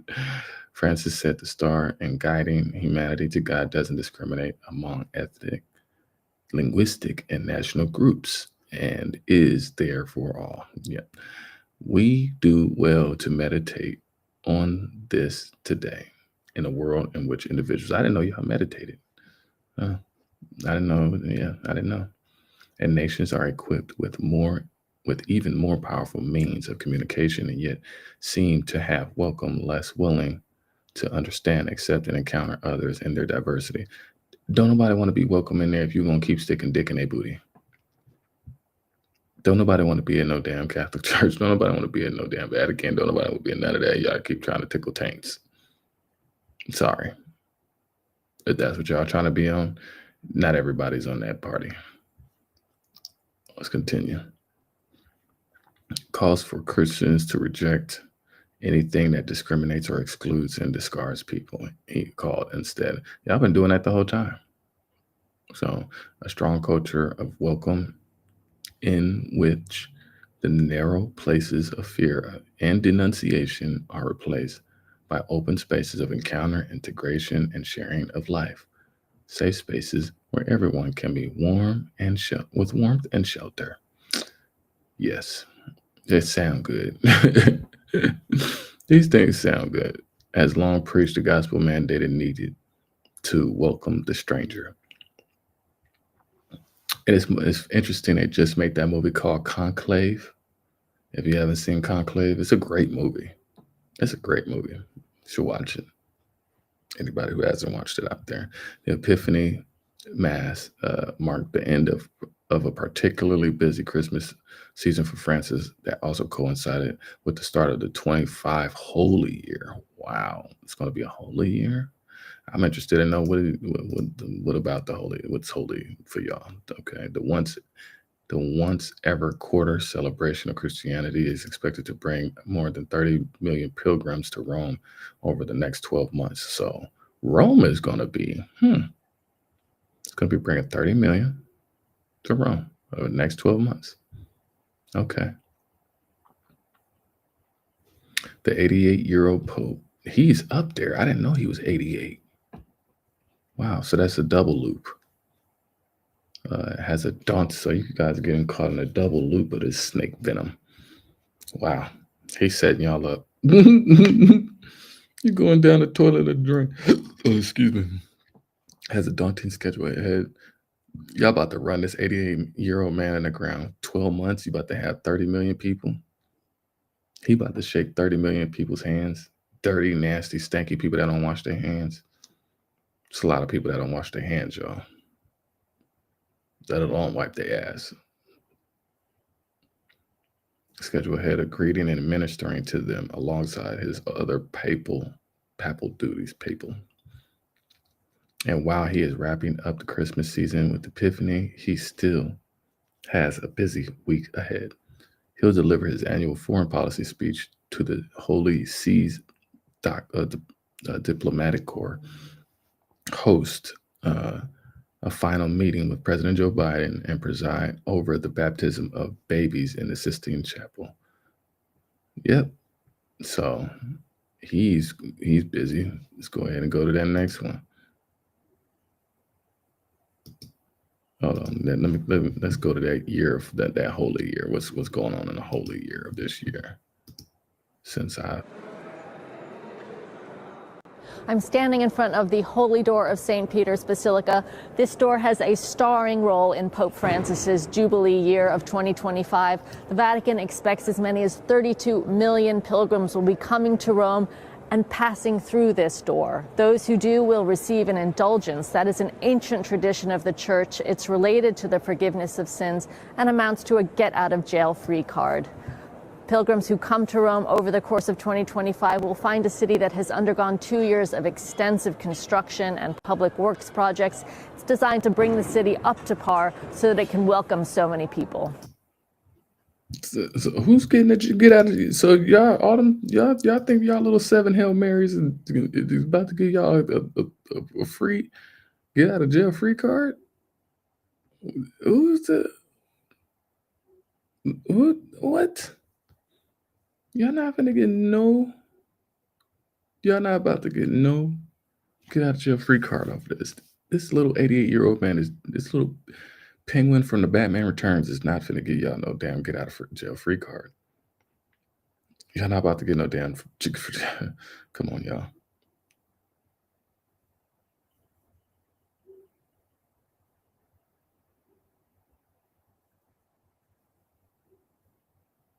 Wow. See what's on the calendar, the Jubilee calendar. It's amazing how these things just get so brought to the forefront. One item of the Jubilee's unofficial calendar, September 6th, has made news because it has been organized by an Italian association, La Tenda di Giornata, or Jonathan's Tent, which is dedicated to making LGBTQ+ Catholics feel more welcome in the Catholic Church. How awkward is that? These people have been preaching for years against what you do, and you now, your hand is forced to have to, I don't know. That's what y'all do. I don't know. I'm just kind of help me make it make sense. I'm asking for a friend. What about security for so many people? Yeah. What else? Preparing. They got 323 Jubilee projects have finished or will be wrapped up by the end of next month, meaning a traffic headache traffic headache and eyesores will continue well into 2025 and even 2026. So because of all of what's happening on a regular, like roads and all of that stuff falling apart, yeah, it's not peachy living nowhere, y'all. That's what I'm trying to show. Like everybody trying to get back to business and everything, but she didn't even sound, too whatever. Here you go.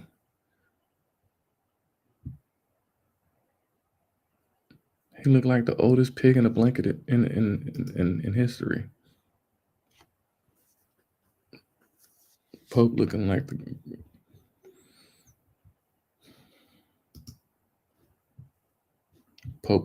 the Wicked Witch of the West's whole nose. Man, this man. Francis said he been busy. They trying to keep him busy.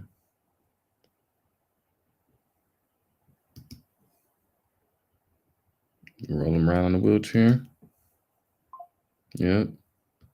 They trying to give that the perception of hold on to God's unchanging hand. The whole popery. Yes. Warn that bullying in schools prepare students for war rather than peace. Yes. Speaking to about 2,000 Italian teachers, educators, and parents, stressed the message against bullying. Yeah, this is what all of you guys has been doing. Y'all been doing wicked stuff this whole time. Ain't nobody fault but y'all's. Now y'all want to be like, oh no, we don't, no. Y'all have bullied the whole world. Rome, when in Rome, do like the Romans do. You're talking about not bullying. Until all of these people recognize the error of their ways, I don't believe shit y'all talking about. Y'all not, you're not speaking about what's the real problem. And it's y'all, period. That's the emphasizing about the whole dialogue in the first place. We can't grow because y'all need to be no more. And that's everybody around the whole world. Unfortunately, that's harsh as fuck to say.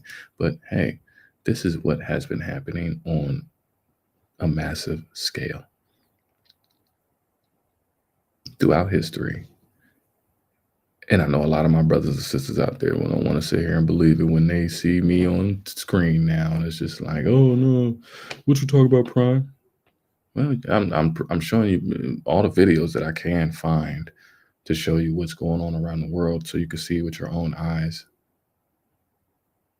And if you disagree with what I'm talking about, then please show me a stark contrast, a competitive contrast to what I'm showcasing to you right now. Show me all of the videos where this is happening in the hood.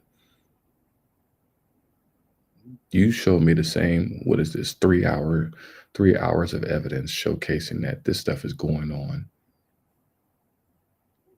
in the hood, in Long Beach, all the way to New York, every borough. You show me where all of this is going on, where people are just like, yeah. And I highly doubt that you would actually show up.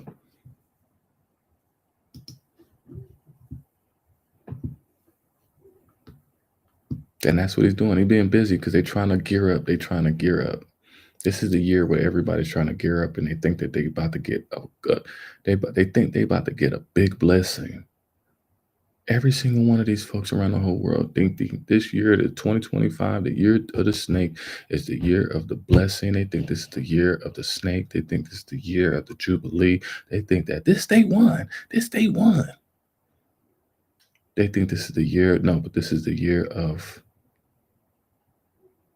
finding out that y'all fucked around, and now y'all finding out. That's all that's happening right now.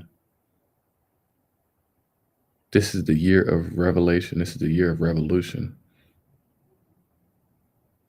It's the year of resolution, holy resolution.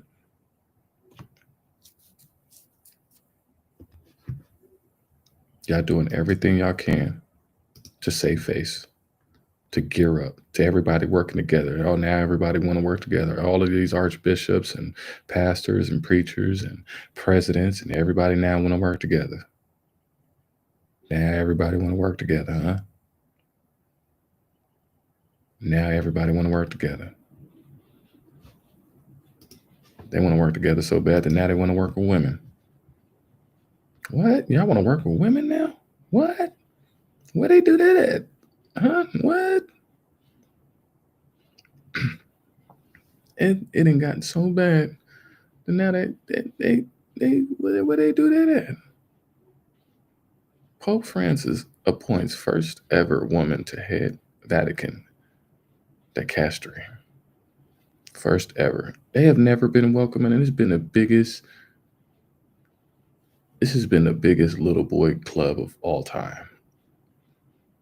Y'all didn't want no blacks, y'all didn't want no LGBTQ, y'all didn't want no women. And now all of a sudden, oh, everybody's welcome now. All of a sudden, oh, everybody can come in. Everybody's all good now. Everybody, we could do, yeah, we could, wow. No. And many people have already been like, no, we good. While everybody who's been waiting for so long in the line, they're like, I'm so glad I got here. Yeah. And now everybody's about to be top flight security of the world, Craig. Because she in that position, because all these other people in that position, they're going to be like, oh, I'm going to die for this shit now. So now you got a whole new wave of recruited, pawns and soldiers, people that's going to, vouch for it. Doubling down with the people that have been, ordained, whether self-ordained or publicly ordained as the people of leadership and prominence and influence and power. Yeah. So people going to follow their shepherd right off of, sheep going to follow their shepherd right off a cliff. But now you're seeing so many firsts. This is going to be the year of the first, the biggest, the largest, the loudest. It's going to be this is the year. Oh, this is the year of the egg on the face, y'all.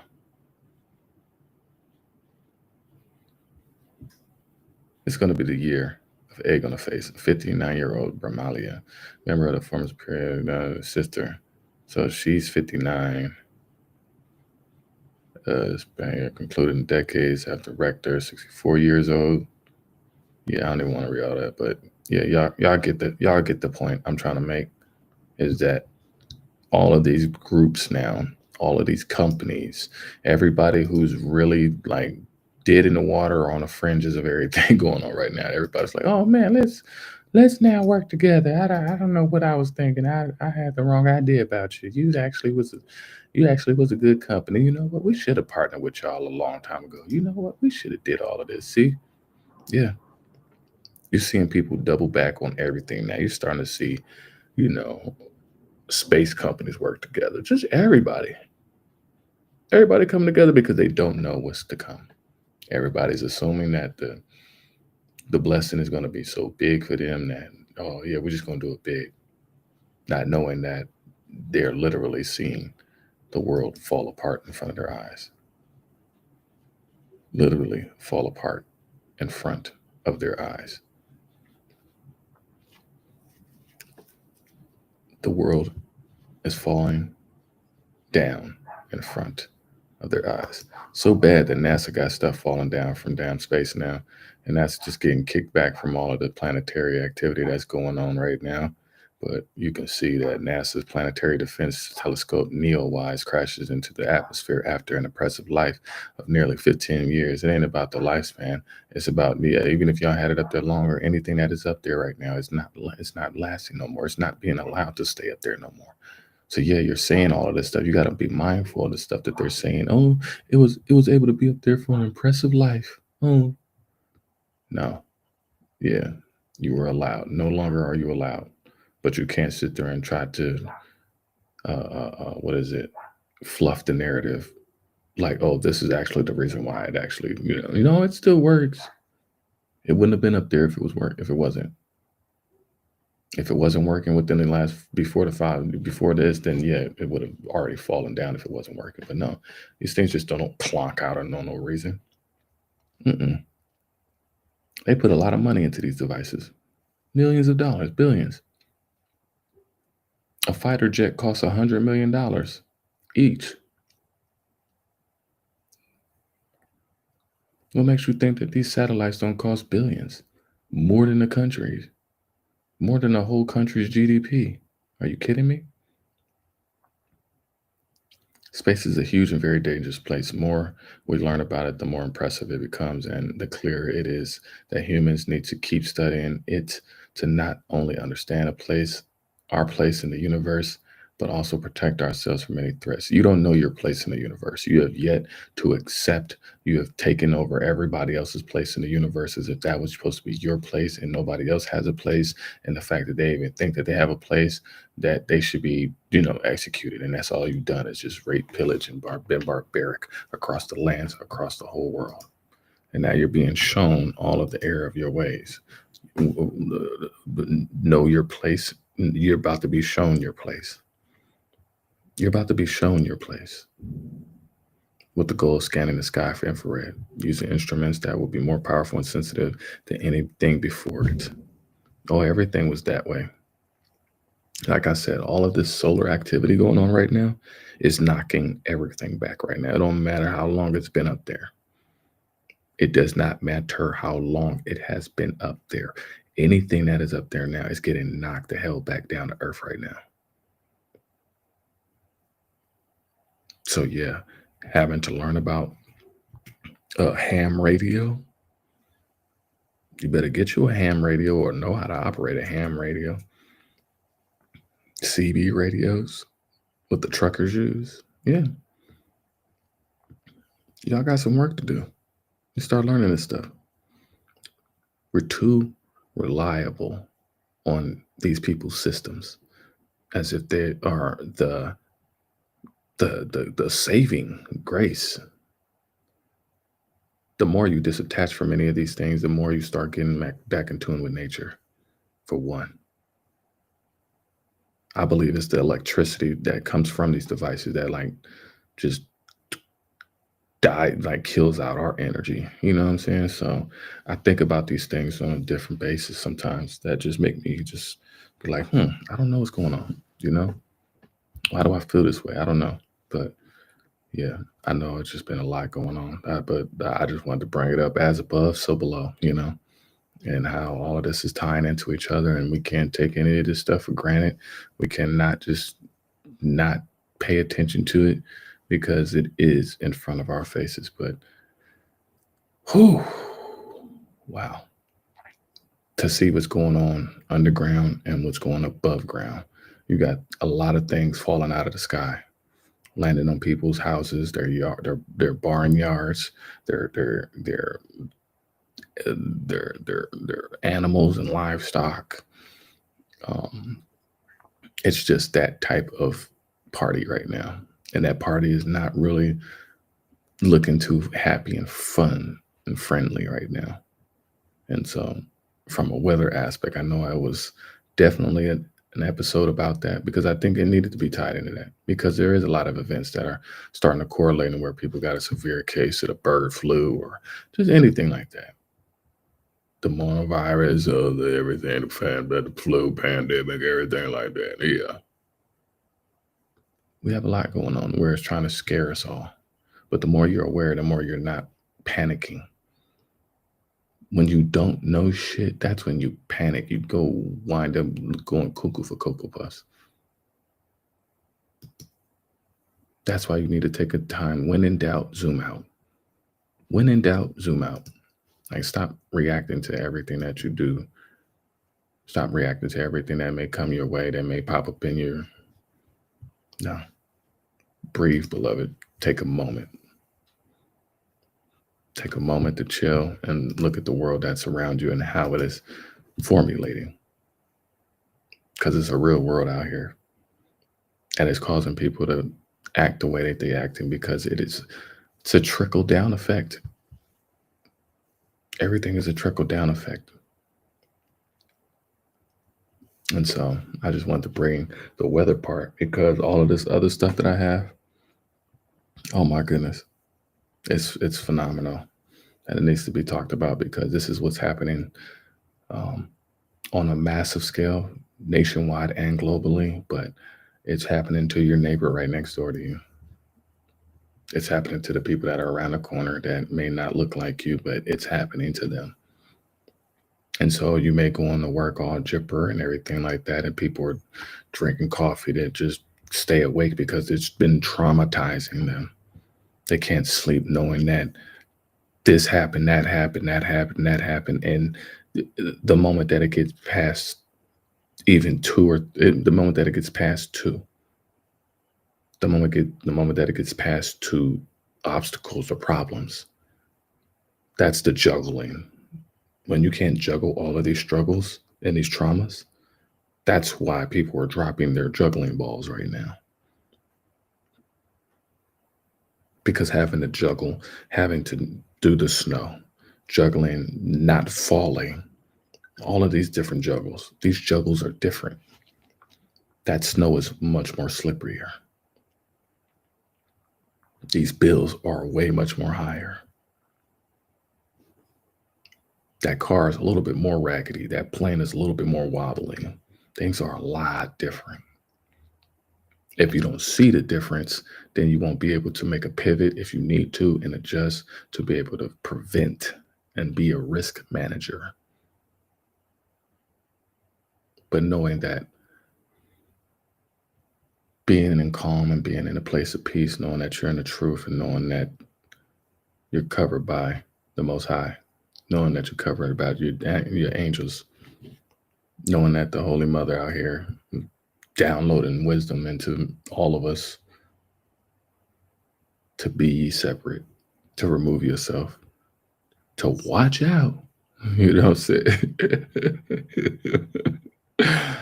It's amazing how I can sit there and be looking at me, you know, and I'll be looking up at the sky and be like, watch out, you know, for me to say that to, like, right now, it's like, man, I wouldn't have known to think that if this wasn't downloaded for me to feel. And when you actually see something like this happens, it's like, wow, it goes to show that that the things that we do, that the things that happen to us don't happen just because. It happens for a reason. The stuff you went through in your life happened for a reason. And where you're at now is showing the reason that it was. And are you going to take advantage of that reason? Because if you don't, then the consequences come back around like they are now.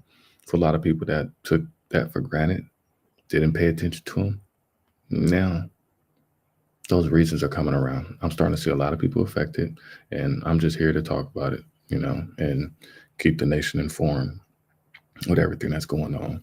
And it's just so much going on, just so much going on that I don't want nobody that I know to be tripping about anything that's going on wherever they live. That's why I try to bring this around on a national level. I got family and friends that are overseas as well. It's so much storms that I ain't even showed a map on that. I'll show it later, but oh man. It's just good to know that I'm sitting my ass still right now. It's good that I was listening, y'all. Like, I'm glad that I'm doing this right now. That's why it goes to show, like,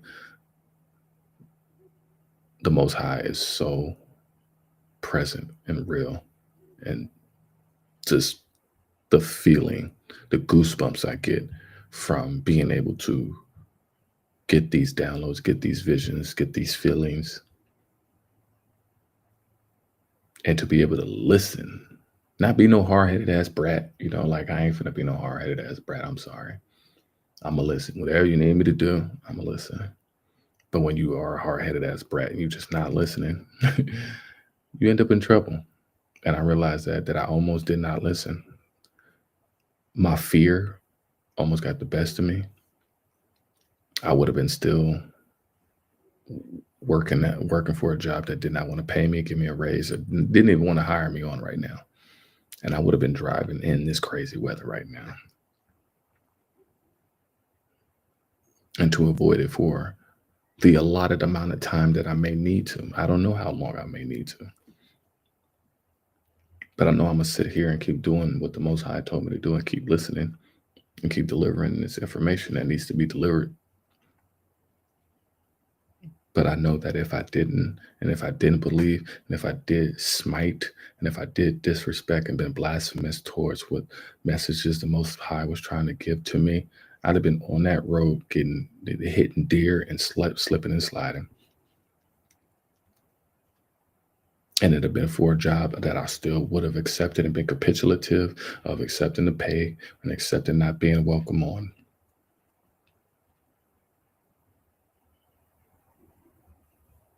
There's plenty of money and there's plenty of work out there.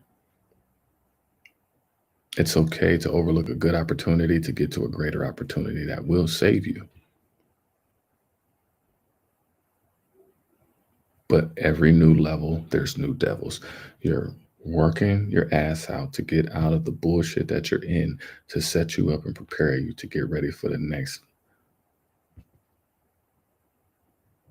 pile of bullshit. And you got to use the skills that you've acquired to utilize that pile and nurture the ground that it lays on for you to plant your seeds, to grow your blessings, to grow your harvest. You got to turn your dirt into gold. You got to turn them circumstances that you went through into gold. Most of these people are not going to be able to turn their circumstances into gold because you really didn't ever do the work. These trees falling on people's houses and stuff like that, yeah.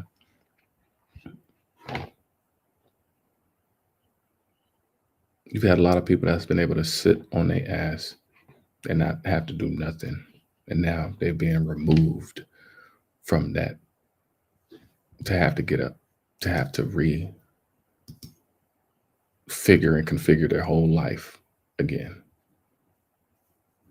And they can't go to their family and neighbors because their family and neighbors are affected the same way too. So ain't nobody exempt. Everybody's getting it. So I just wanted to showcase that on a big scale, this is happening to everybody. But then I'm going to come back and show you that on a micro scale, this is also happening to everybody. Not everybody that look like me. It's not definitely happening. Unless you choose to be on that side. And you stay on that side, you can be on that side. That's all fine. I ain't going to hate on you. But don't come running and knocking on the door like, oh, let me in. I should have listened, Prime. You know what? I should have listened to you. No, you should have listened to me. You should listen to the Most High. You should listen to the Holy Spirit. Mother Wisdom was trying to get you these. She was trying to hook you up this whole time. You was just being a hard-headed little brat. That's what we've gotten to. That's what we've been breaking. As being hard-headed little brats. To being responsible and mature and calm and clear thinking adults. To walk now with passion and our purpose, knowing your mission and gifts. If you don't know your mission and you don't know your gifts and you are working jobs that you don't know and you are doing things in your life that you don't know that you should be doing, then hey, I think it's about time that you actually, you need to go get your spiritual background check. You might need to go purchase this book. Do you know what day of the week you were born on? That matters. Do you know your angel? Do you know your color? Do you know your tree? Do you know your metal?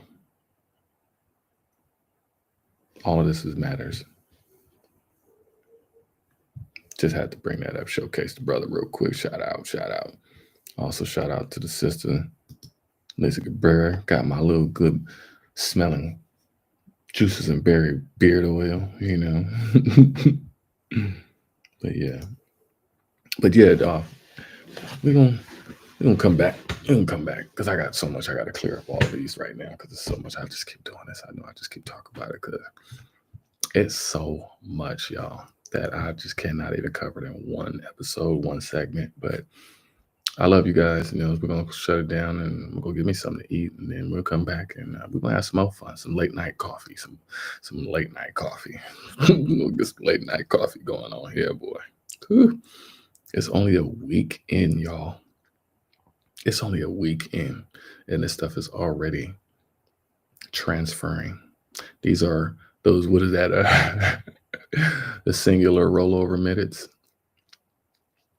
It's the singular rollover minutes. But anyways, shalom.